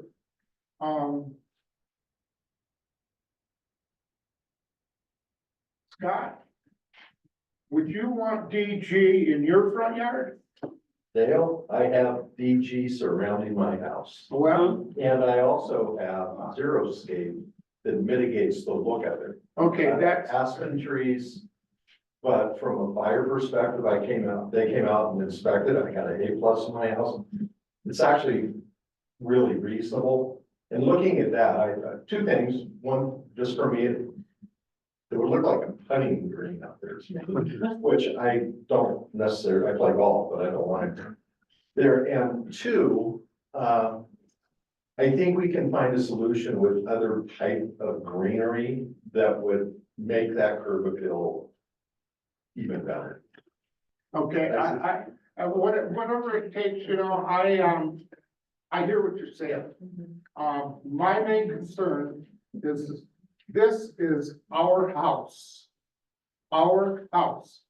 And when we have people coming in here from every one of the member agencies and from the tours and from the public and all that, I don't care if it's artificial turf. I don't care what it is. It's gotta look good. I agree with you 100%. It's gotta look good. And $1.2 million or $1.3 million is a lot of dough. And, whatever it takes to make it look good, that's all I care. Because what we've had out there in the past for the last 10 years has been an absolute disgrace. Those roofers that cobbled up the front appearance of this agency, and we've never recovered. Now it's time to sit back and bring this all together. And, like I say, if artificial turf doesn't float your boat, and if it is carcinogenic or whatever, So, it just gotta look good. Okay, guys, it was getting long and we're micromanaging and fine points in this. I think my recommendation would be to, yes, go ahead and bid it as is. And with the understanding and get your bid schedule to include that artificial turf as a line item, so that if we pull it, we can easily pull it from the project, because it sounds like there's a direction there. Projects always have change orders, and so, but I don't think that we wanna have this come back again with a slightly different look, that we as a board are exercising our individual opinions. Look, and I'm concerned that it's gonna come in high, and with all the other stuff we've seen, we might end up not doing this project at all, although I like the parking improvements a lot. Yeah. I think the overall project looks good, so my recommendation is to bid it, and we'll see what comes back, and we can always adjust it down the road, based on the feedback you've gotten. But I don't think we're talking about material changes that are gonna change it from a 1.3 to a, you know, if it goes to all DG, or you get rid of the AstroTurf and you put in a little bit more landscaping. Those are small changes. Correct. Jason, Scott, you guys think, I mean, what we're talking about can deal with that construction? Yeah. Get rid of the. I mean, get rid of the again, artificial I think turf. if we're talking about replacing the artificial turf with a natural material, if it's living, we're gonna have to address that from an irrigation perspective, I but. I think what we're talking about is potentially getting rid of that and improving adding more zero state type stuff. Yeah, Yeah, that is a possibility as well. I mean, but there is, so on the drawings that we've got from the design architect, there is a lot of vertical modifications that if they were all pure DG, I can't guarantee how that would look with a home of DG, DG just typically you'll see it as a flat kind of surface, so. will you be trying to build this year? Well, this next calendar, this fiscal year. Bidding it now for construction in 25. Yeah, bidding it now, between now and probably December. We've already spoken off the record with a few contractors. So. If you're gonna bid it like this, but change it, would you be currently getting? Yeah. State architect Yeah, update the that's design, very so good then you point. got a change order package. That's right. I know you're better off just dealing with that. You know, given that it's not like we're trying to build something next month. Right. Correct. And I just. If we're going to change it, and it sounds like there's maybe sentiment in that direction, I guess I would suggest. That if you all think putting it out to bid and dealing with it through the change order process is more efficient. I would be okay with that. I think it would be better to Sure. tune up the design. And if we don't bid it until a couple months from now, that's still plenty of time to get a contractor on board for next summer. Did you guys call, I mean, it seemed like they're mainly we're moving towards deductive change orders, not really adding. Yeah, and Much again, into it. the majority of this work is curb and gutter, concrete, asphalt, Civil work. civil work, exactly. And that's primarily where we focus. That's why we hired a design, landscape architect to do that work for us, because it was kind of not something we specialized in, so, So Dale, if, understanding your, interest in making sure it looks good, would you be comfortable if staff went back to the landscape architect, said get rid of the synthetic turf, add more plants and make it look good, and then would you want to see that plan, or would you want? Here's the thing, you guys, we haven't done a thing out there for 50 years, 55 years, okay? It's time. And I don't care what they do, as long as it looks good for the public. Yeah. If that's the bottom line.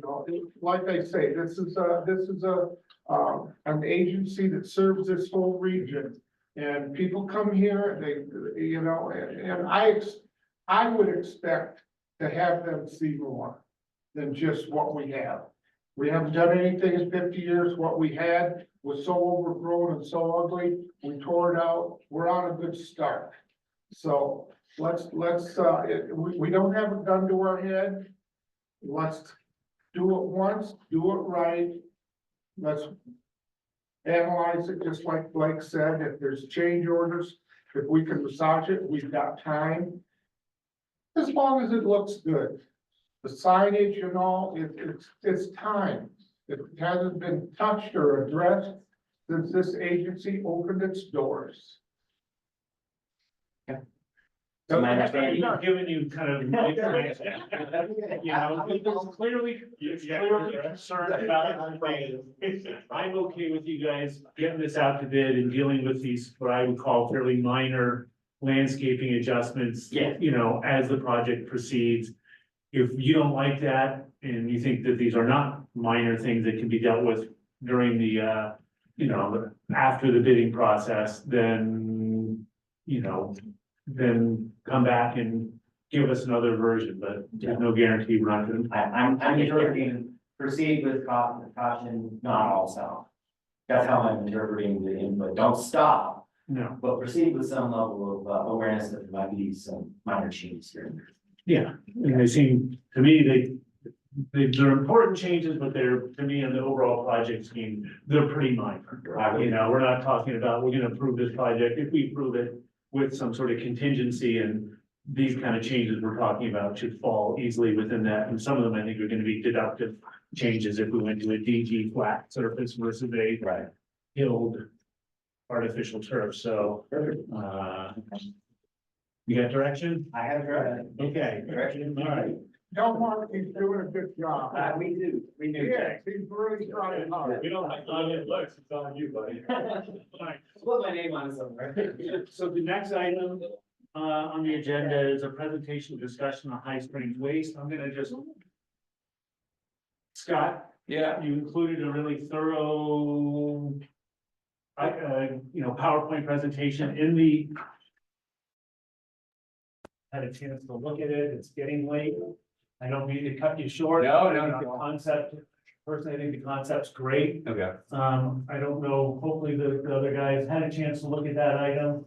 And maybe, instead of going through all those slides, because there's a lot of material. I can high level it, yeah. and just Yeah, walk I'd through say it. a high level and look for direction as opposed to walking through. Okay. Yeah, so just real brief, high strength waste, in the area here, there's other regional sources, but you got fat oils and grease, fog, as referred to it. I drew up some images there and some examples of where it might be generated. Let's see if this works. Should I point it at your computer, Rochelle? I think he might. Is the power If on? you want to just go through. No, it's not. Yeah, I got it. Okay. So other sources, you got food waste. This is kind of one of the bigger drivers here. So Town of Truckee currently has a food waste program for collecting it. You guys are probably familiar with that. You can personally haul your food waste over to the take it to full circle compost down data. So background, super high level here. We're seeing more facilities around the state implement this. It was identified in our preliminary design report from Jacobs or CH2 Mill. And, we've done some recent facility tours, CWA, we did a tour of Roseville. Fairfield also takes high strength waste from Jelly Belly. So number of places doing it. This timing of considering doing it for our facility relative to doing digestion improvements project concurrently is kind of a critical thing. If we want to consider this for long-term implementation, we should look at it now. We have a consultant on board. So, I just wanted to show this figure. For those that aren't familiar, currently we have a shortfall in the winter for production of biogas or digester gas off the digester. So we have to supplement with fuel oil. In the PDR, they had shown this figure. So I pulled it from there to show the board. Basically, moving forward, right now, the assumption is in the winter months, we're going to be burning natural gas to supplement our gas needs in order to bridge the gap for our heat demand for the plant. So why I bring that up is this next slide. I'm trying to go through this super quick. Effectively, you add high strength waste receiving into a facility to help produce additional biogas on site. And that in turn could be beneficial reuse for the plant. We could use it for our boilers. We could use it for potentially a cogeneration unit. Also, it gives a better payback for our organic Rankine cycle.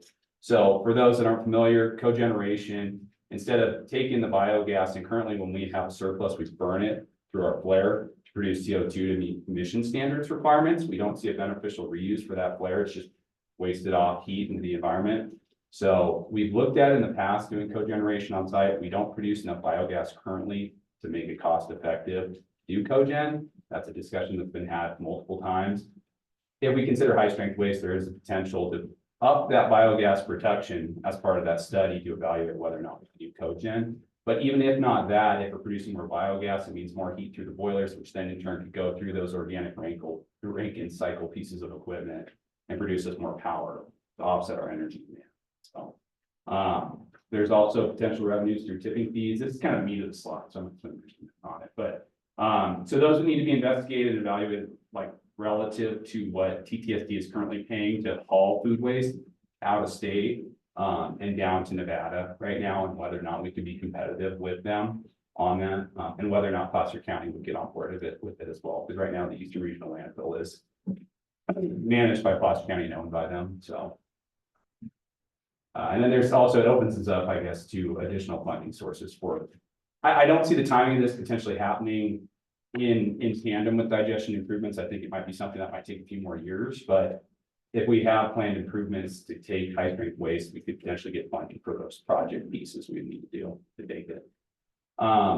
Questions? Yeah. So this would be like for restaurants when they clean out their grease interceptors. Yes. it'd Be a receiving facility for that. Yes. We think that's currently all going to Eastern Regional. you know? No, so fog currently is hauled typically in the North Lake Tahoe Basin by Reno Rendering is the Okay. primary contractor handling that for most of the private entities. Okay, Apart from public agencies where, I don't want to name them any here, but we do take fog sometimes from certain entities here at our Vector pad, let it drain out, but then it's still disposed of. So we would need to be, that would be another side piece for fog's more beneficial than biogas for production than food waste. Typically, it's your best bang for your buck for high strength waste receiving. If we could take fog and be competitive with Reno Rendering, we would reduce the hauling cost down to Reno and also to provide the agency a beneficial reuse of that product as well as the community as a whole. So, but there's some logistics there of trying to strike a bargain with Reno Rendering or talking to member districts about whether they'd be interested in considering hauling fog to our facility and having that staffing and doing that themselves for their member districts. Yeah, so there's a lot of questions we'd have to discuss. And work out, but Oh, just a second. Yeah. What you were saying, Dan, is like all the restaurants have grease traps. Right.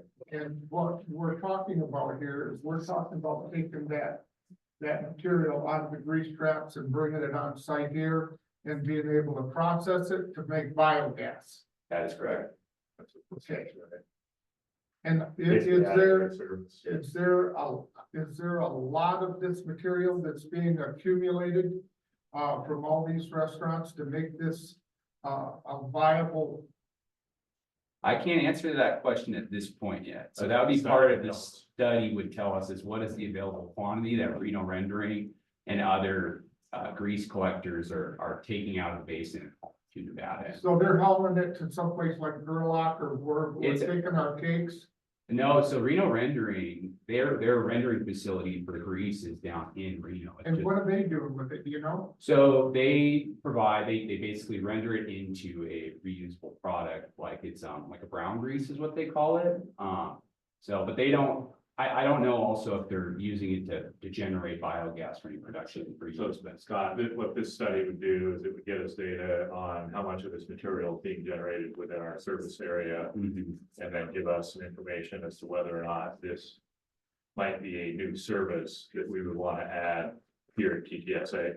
Yes, and both for not just fats, oils and grease, but also for food waste too. So like Right. things like banana peels and stuff like that. That would need to be slurried first though, before we could receive it. And that'd be something we would investigate in the study with TTSD, whether they would have any interest in potentially slurrying that food waste material and hauling it here, because currently TTSD takes it to Nevada for composting. And the question in front of us right now is, do we want to put some money into a study to Yeah. ask this question? Right. And see if we have an answer. Well, to go out and even just get a scope and before a study, and then I'd have to come Right. back and ask you guys Yeah. if you would want to investigate with the cost. And with the, this is all ties into the anaerobic digestion system, and we've got a large $2 million, I think, Consulting fee. consulting contract right now on the Yes. digestion of boiler improvements. Does it make sense to have the same consultant,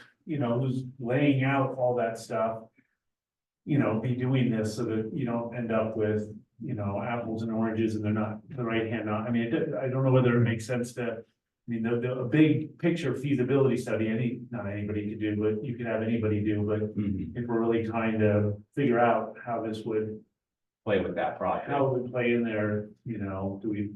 That was my intent, Blake, was to have the same consultant potentially provide us that scope and Brown plan. and Caldwell that we It have right is. now under contract? Because there is some harmony there where they're already looking at all the data, so they might be able to give us pretty competitive scope. I think some sort of,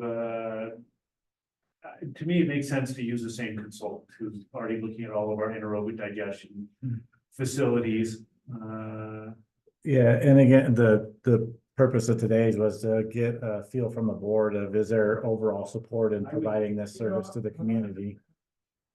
Favor of the study, but I would like the information of, I'm looking at your picture of what the facility looks like. I'll jump ahead if it, then. Anyway, what the footprint was, how big a facility does this require? What kind of truck traffic is gonna be coming down through All that would have to be discussed in the there? study and evaluated. The study. Yeah, On top of that, is there any issue with smell? that is a concern. If high strength waste is not properly handled, you can have odor complaints. We do have an odor care system on site. Whether or not bio scrubbers are sized appropriately and would be used to tie in for any potential odor issues would be something we would have to also consider in the study as well. Yeah, that's. Now, kind of information I want. is this study, Scott, gonna be able to give us, is this a revenue generating issue that we're addressing here, or is this a public service issue that we're? It's a little of both. So potentially, if we can generate additional biogas to offset the cost of the project, secure funding that helps offset the CIP costs, then we potentially might be able to reduce our dependency on natural gas in winter, which would lower our overall utility bills. Also, it would provide a community benefit because instead of TTSD needing to haul in town effectively, because they make agreements and Placer County the rates with TTSD, we'd be providing an alternative location to haul their high strength waste. And so where I was going to get into here, a couple things, it's really hard to see, and I apologize, kind of running into that issue, but what that column on the right shows that if we could take high strength waste from a co-digestion system standpoint with potential future flows and have capacity still to handle our main wastewater while reserving enough capacity for high strength waste, we could potentially become free of needing to have natural gas as a supplement. So that would offset the cost of the long. Now, is the byproduct that we're producing right now that we're hauling to Gerlach?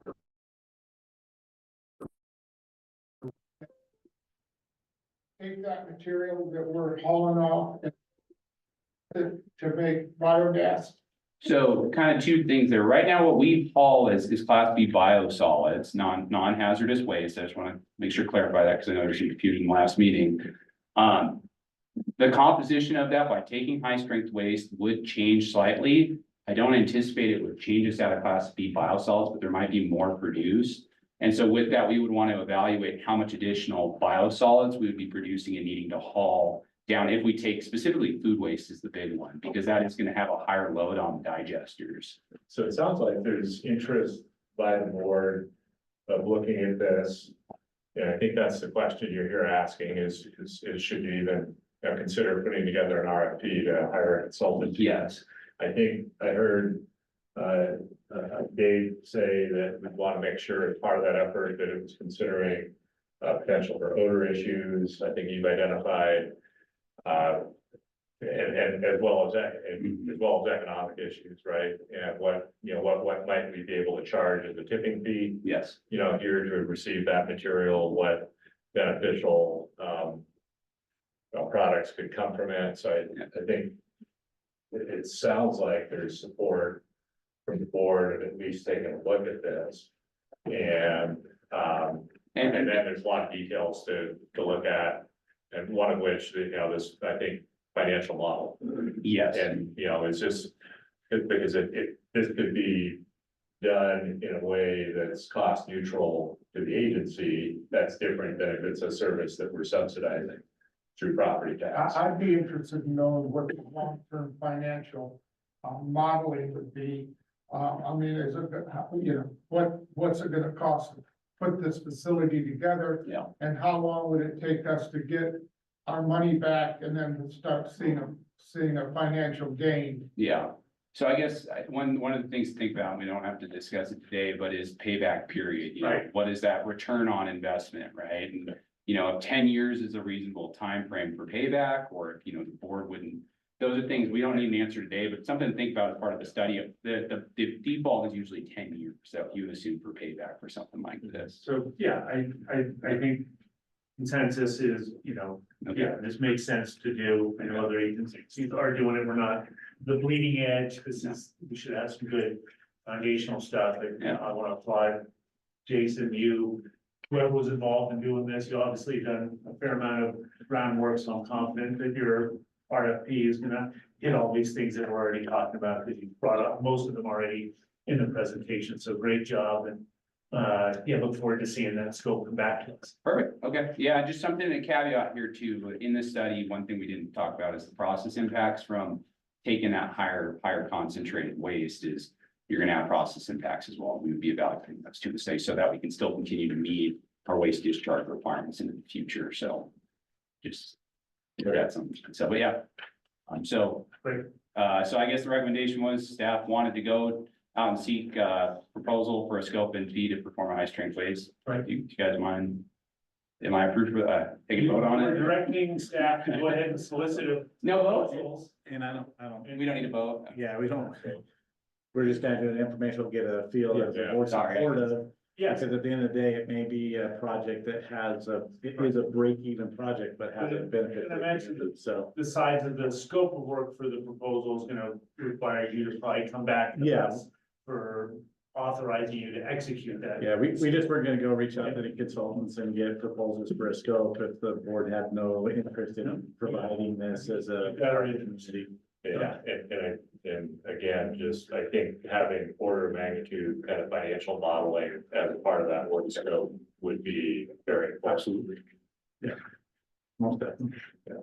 Thank you, Scott. Thank you. I did such a nice PowerPoint. I didn't get to go through it all. We read it. Next time. It was that great in the first Including it in 7 the slides. I'll go through it even in more detail this afternoon. Gonna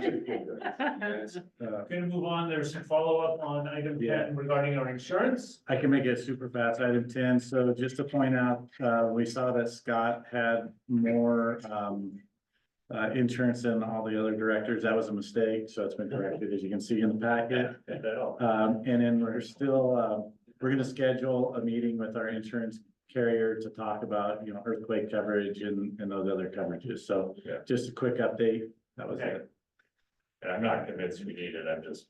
Yeah, we'll still look into it, so.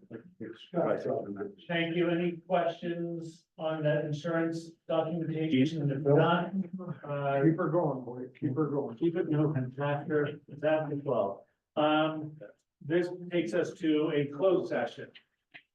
So let's, move to closed session. We'll see you guys shortly. Thank you. Yeah.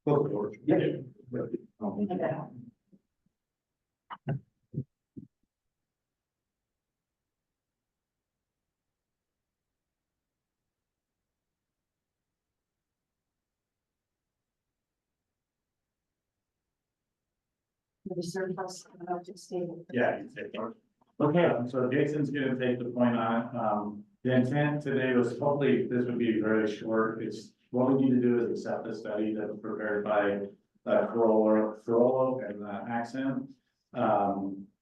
Kind of an opportunity to check in, final discussion on anything as it relates to the study and our security boundary. Okay. 109, we'll go back into open session. There was no reportable action out of closed session.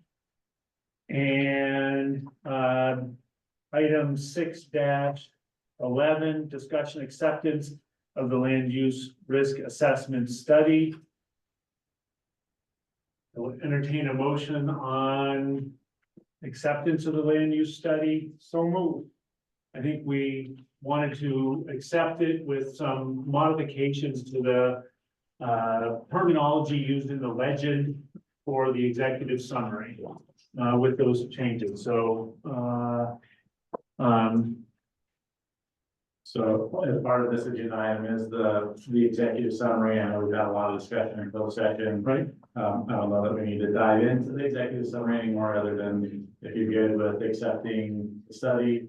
Yep. The executive summary with the noted changes to the definition and the map. correct. I think that is the motion for there. We've had a motion. We have a second. Do second to either Smelser or Wilson. And any other discussion?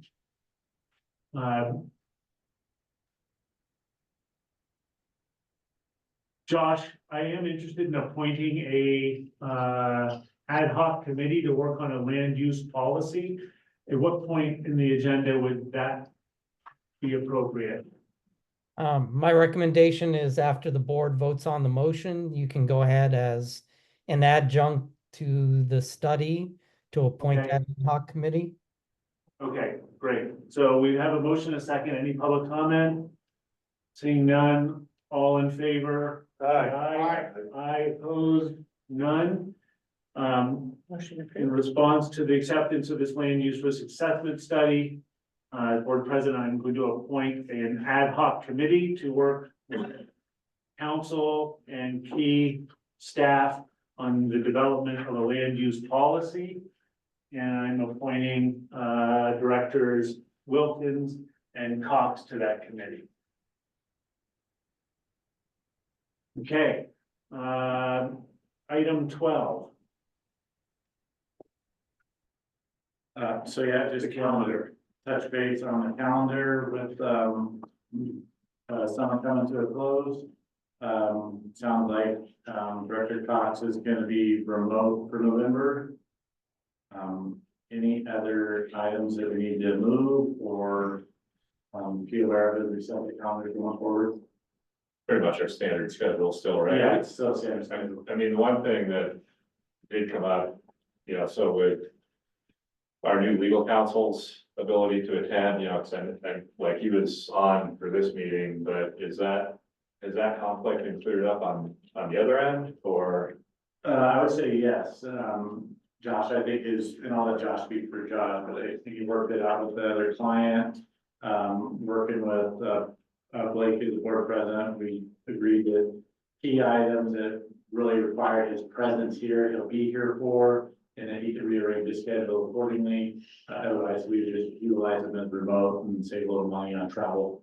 Okay, and the reason I bring it up is, if we wanted to adjust our meeting date or time to make that work, if we needed to, we need to time to talk about it. Doesn't sound like that's necessary. I'm very comfortable with Josh's presence virtual. It was a concern at one point that he wasn't even gonna be able to attend virtually, and so it sounds like that's been addressed. That, And then, that has. yeah.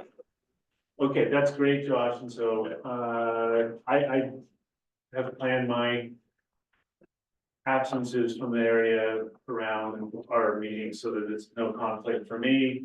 So, your next 6 months. Look good. One other calendar item is due to the reschedule of plant tours as part of the secondary nutrient removal study. We had to postpone the ribbon cutting. So I wanted a quick poll of schedules to see if we could reschedule. If there's a particular period of time that works for everybody to reschedule that. It's, hit or miss. You looking at like the week or two after that? Yeah, so maybe like last week of September 23rd to the 27th. Yeah, I'm around.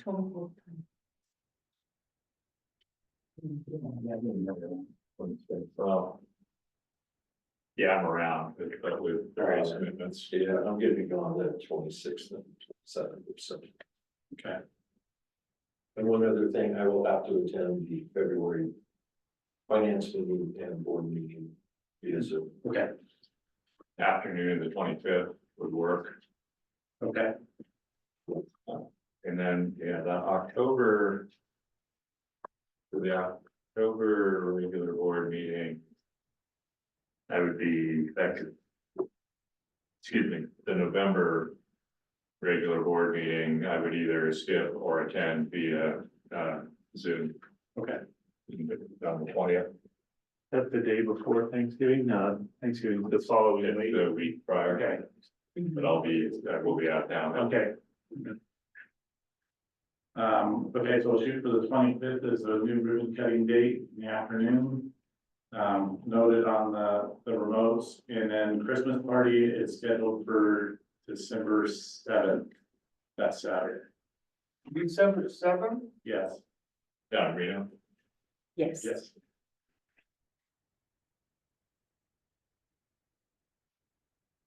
Thank you. Anything else? That's it. It's calendar wise, great. Look forward to the ribbon cutting in. It's a long ways away, but the holiday part. Yeah. Good for you guys for thinking ahead. Okay, that takes us to management team reports. Good afternoon, guys. Good. Well, I was gonna say good morning, thank you, right? Good afternoon, Board of Directors. For the Operations Department reports, all plant waste discharge requirements were met for the month, the important part of it. Plant performed well through the month. We cleaned the plug recarb line with the assistance of the maintenance department. We had guys down in the pipe gallery for a couple of days, pulling stuff apart, cleaning it out. We started, weed abatement on the odorous airfields, and we'll be doing some bark. Some of that can bark that we have up there for erosion control, we'll be replacing some of that. And we take out the weed, release some of that. And we did have some digester foaming for the month. We did some dewatering of the waste activated sludge to reduce the loading to the digesters to kind of help mitigate some of the foaming. Other than that, everything else is pretty normal. Any questions for the operations department? Mike, I see that with on the charts, the COD, chemical oxygen demand, it's pretty close, and it's not just this year, every year, it looks like July, it actually gets close to the effluent limit. That's just people up here and surprised with the warmer weather that we don't get better, treatment knocking down of that COD. Do you have any concerns about that? No, again, you can see it's a yearly thing during July. It's just, it's the overall loadings. Sometimes we have to use a little bit more APT to knock it down. We did have one high, we saw one pretty high number of a 56 for the month. And, for us, we definitely take action when we see that. Okay. Those types of numbers. We started some extra APT, try to reduce a little bit more of the loading to the system. None of the other constituents time so closely to the dash line that we have there, and so I just noticed that. Can I make a request on your reports? Yes. You have one that's the chemical, power and kind of biosolids traveling chart, and you combine them all three and we get 1 year snapshot? Yep. I'd like to ask that in the future that you provide a separate one for each three of those with some previous years, so we can actually see more trending in those costs over time. It's hard to tell because they come up in any given year, it's hard to see a trend. There's no real relationship between those three costs. Would you like In each other. a 5-year trend? Kind of like you have on all the other charts, having a little bit longer history would give us a better idea of where those costs are going. So, at your guys' discretion, I'd recommend change there. Anything else for operations? You're nothing, thank you, Mike. Paul. Good afternoon. Been a long one today, so I'll try to make this as brief as I can. I'll start with the sodium hypochlorite project. I'm including this note on there, and I was intending to bring it to September, but as you have all probably noticed, we've done quite a bit of work in the front of the plant between paint and different things. So we've got a lot of beautification going on for the ribbon cutting that was intended to happen earlier in the month of September, but hopefully you guys like where we're going with this, and we think it's making pretty substantial difference. We're trying to do a lot with a little. So also being mindful that we have the potential for the upcoming improvement project for the parking area. So with that said, we did continue work on the warehouse inventory project. We did receive our servers, so our IT staff has spent a significant amount of time getting those implemented and cut over. We're still providing some feedback for digestion improvements, nutrient removal. And I'm sure you'll notice that we've completed the front gate project. For those that haven't received your badge, please stop by and see Rochelle and grab your new ID badge. That'll get you to the front gate. Also, the plant maintenance activities, we did the some of the virtual machine migrations to the new servers. We've got a new blower in. We've done some brushing and grading down at the late arm yard. A few other minor things, moving some panometric flow meters and whatnot, jumping over to laboratory. You'll see some pictures, changing one of the problematic main breakers over there, and reconfiguring the waste sump panel for the dewatering building and vehicle maintenance shop. We did have 2 new E&I technicians start in the month of July, so that's good. We finally got that recruitment wrapped up. We still have 1 pending recruitment for an IT specialist. We're still pushing hard to get that position filled. And once again, month over month, we didn't go up much, but we did see an increase in work orders month over month. Not much, but it is starting to catch up with us a little bit as we devote a lot of time and staff to these other projects. So, we're hoping to really catch up a little bit next month. So. All right, and that's, no, that is not, Jason. we lost the, Not the right caption. yeah, the captions moved. So anyways, that's, some of the work that Mike was alluding to. We had, some work done in the pipe gallery that, operations and maintenance worked together on that. That's one of the sump panels there. The lab, main breaker there, that's one of our new employees working on the lab main breaker, so doing a good job for us. And then we've got, direct contact water heater there too, down in thickening. And that's one of our new big variable frequency drives. That's been a challenge. That's an overhead area. Trying to voice that thing and get it up into that area has been quite the effort. So that installation will be coming up real soon here. And some additional picture of the pipe gallery when they're doing that pipe cleanup. And that's all I've got. Yes. I was looking at the picture of the recarb line cleaning, Yes. and looking above them at the concrete up there, is that just a superficial crack or is that going away? That crack looks to me, yeah, that's some aging and some cracking probably from heat and cold. Without going down there and looking at that further, I can't tell you the extent of the crack, but certainly. What are you talking about? Where is that? Where you from? Can you go back to the first Right one? here above the head. Where they're in the trench. Yeah, looking at further space. One of the other Falling up pictures there. It could, as mentioned, it could be part of a casting flaw or a bore flaw.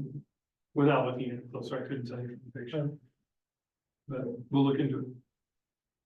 All your work order load's pretty large, 100+ work orders. Are most of those automatically kind of preventative maintenance routine things that just get generated automatically, grease this, lube that? Or are they more work orders that are created by Mike and his crew that they see issues and send them to you? There's a blend. Okay. There's a blend there. We have some that are corrective work orders and then a large percentage are preventative maintenance work orders. Just routine stuff that you have. Correct, and some of them that we generate automatically month over month. If we miss the previous month, it will build up again.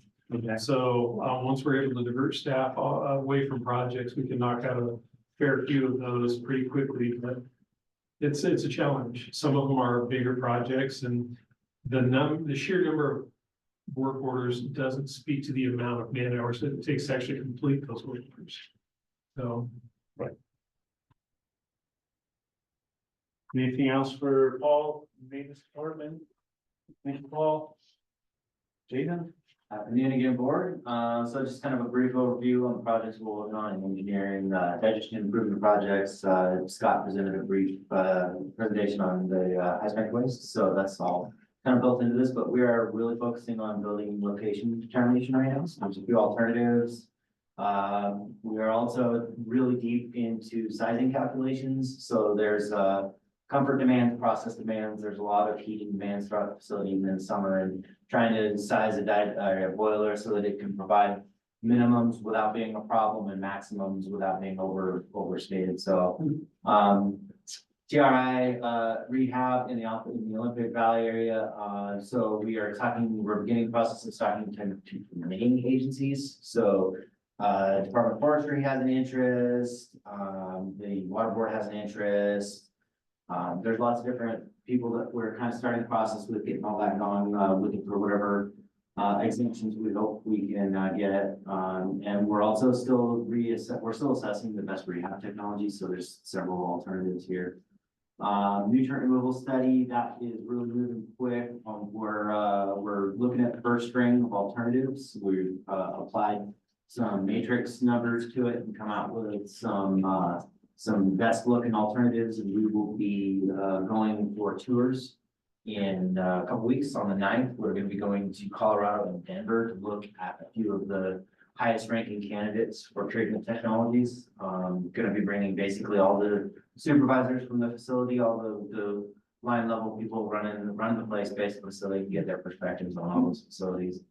So great transport study, we're gonna get going on that pretty quick here. We're gonna do a staged approach, as we mentioned, and we're being asked for a lot of information at this point. They're hoping to see how much they can glean from information we already have, potentially reduce the amount of information we can get in the future. Land use risk assessment, we was accepted today, so thank you. That was a big project. In the laboratory, so we're supporting nutrient removal alternative study. We're doing some cool study testing to determine the different aspects of nitrogen and phosphorus that you need. They're going to be doing annual proficiency testing pretty quick, so they're going to be ordering all the unknowns and doing all those. That's always a fun time. Kristen just finished up an internal assessment, so the new requirements we've been under for the last couple of years require that you take good, hard, long, documented looks at your own processes and find things to improve. So she's already completed 19 improvements, and she's got 5 of them pending, so she's cooking right through those. Public outreach, we had no plant tours. This is the first time about what we want to say that.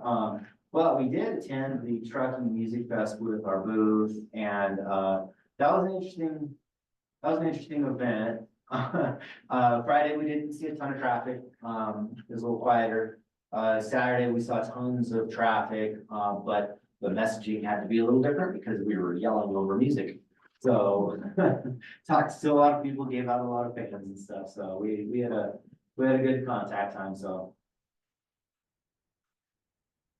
pass it over.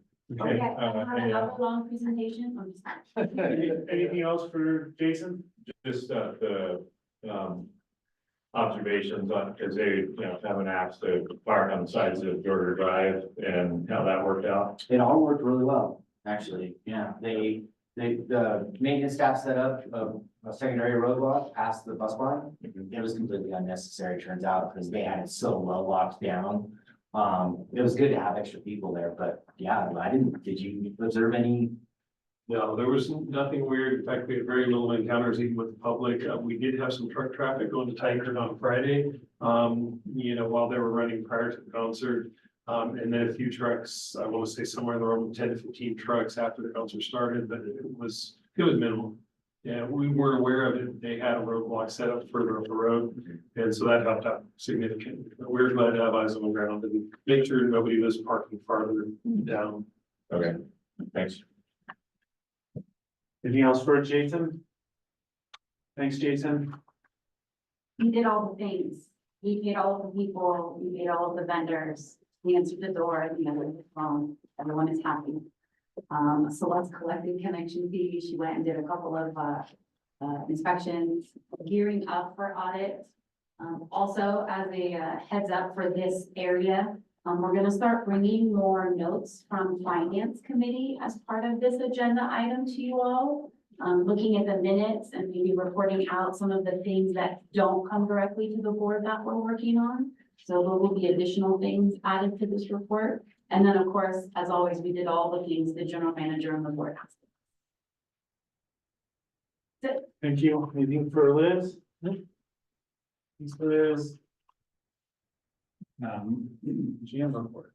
Okay, so obviously you can see we're gathered around the classic comp, well, the CFO title, so we can get that flown, this afternoon. Digestion, secondary improvements, trying to go through this quick since we talked on that. Land exchange with the airport, so we have, the modified lease back from legal for the well site, so we'll be forwarding that over to the TV for signature and execution. And Josh is in the final stages of the navigation easement portion of it, so we should be wrapping both of those up here in the next couple weeks. And moving on to the next steps on that. Went to a presentation, in North Star on their wood fuel boiler project for any possibility to look at.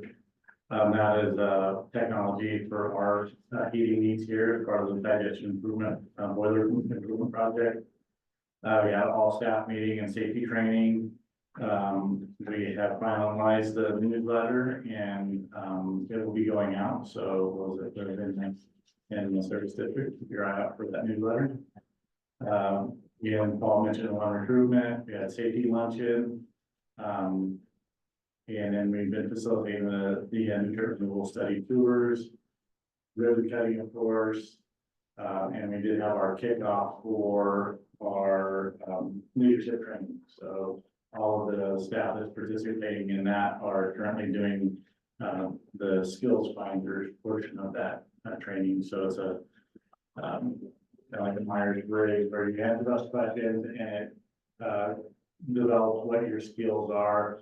And the intent on that is then to make breakout teams that are representative of all of the skills. So, I think that covers everything. Anything else from the board? Questions, Richard? Thank you, Richard. Board of Director comments. Dave? Well, I'd like to comment about the safety luncheon. How many days has it been? 4,000 and some long time. That's just amazing. Unbelievable. Yeah, yeah, for an operation that has a lot of lifting and other, physically demanding activities, it is really remarkable. I'm very impressed. Where I worked, it took 45 days, and we were doing good. Dale, anything? Yeah, I got, a couple of, one comment. We've been discussing some added responsibilities for the agency, the biogas thing that Scott had presented. And a few months ago, Mike and I took a tour, you remember, back on the other side of the lab there where the old ion exchange equipment. There's a significant amount of space under roof that is sitting there, that's been sitting there for 10 or 15 years, maybe more, since we brought on BNR. And do we have any plans to start disassembling that? I know that it was part of the Carrillo report, if I remember correctly. Can you refresh my memory of how much longer we're gonna let that great big atom smasher and all the stuff, all the rest of the stuff and the vessels and the piping and all that stuff that's under roof that we haven't used for 10 years? When can we start reclaiming that real estate? Yeah, and that's part of it's being evaluated as part of the secondary nutrient removal study. That footprint is on the table for potential use for whatever technology we settle on. It was identified in the master plan for demo and possible reuse. We probably would have looked at including a demo contract this year, but financially we just didn't afford for that. We are doing some demo of out of service locations internally as time permits. But right now it's known that it's available, but no immediate plans to do anything with it until we get those studies back in a plan for the future. And when are the studies gonna come back to us? Nutrient removal is scheduled to wrap up just after the first of the year. With rescheduling some of the tours, we've slipped a month or so it's possible as we do some of the focused meetings and stuff, things just because of the scheduling standpoint could slip a month or so either way, but right after the first of the year, we should have the results of that study back. That's the only question. And Nothing wrong with it. Got it.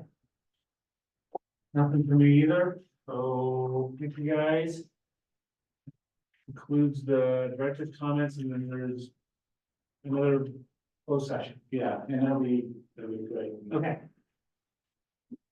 Thank you, guys.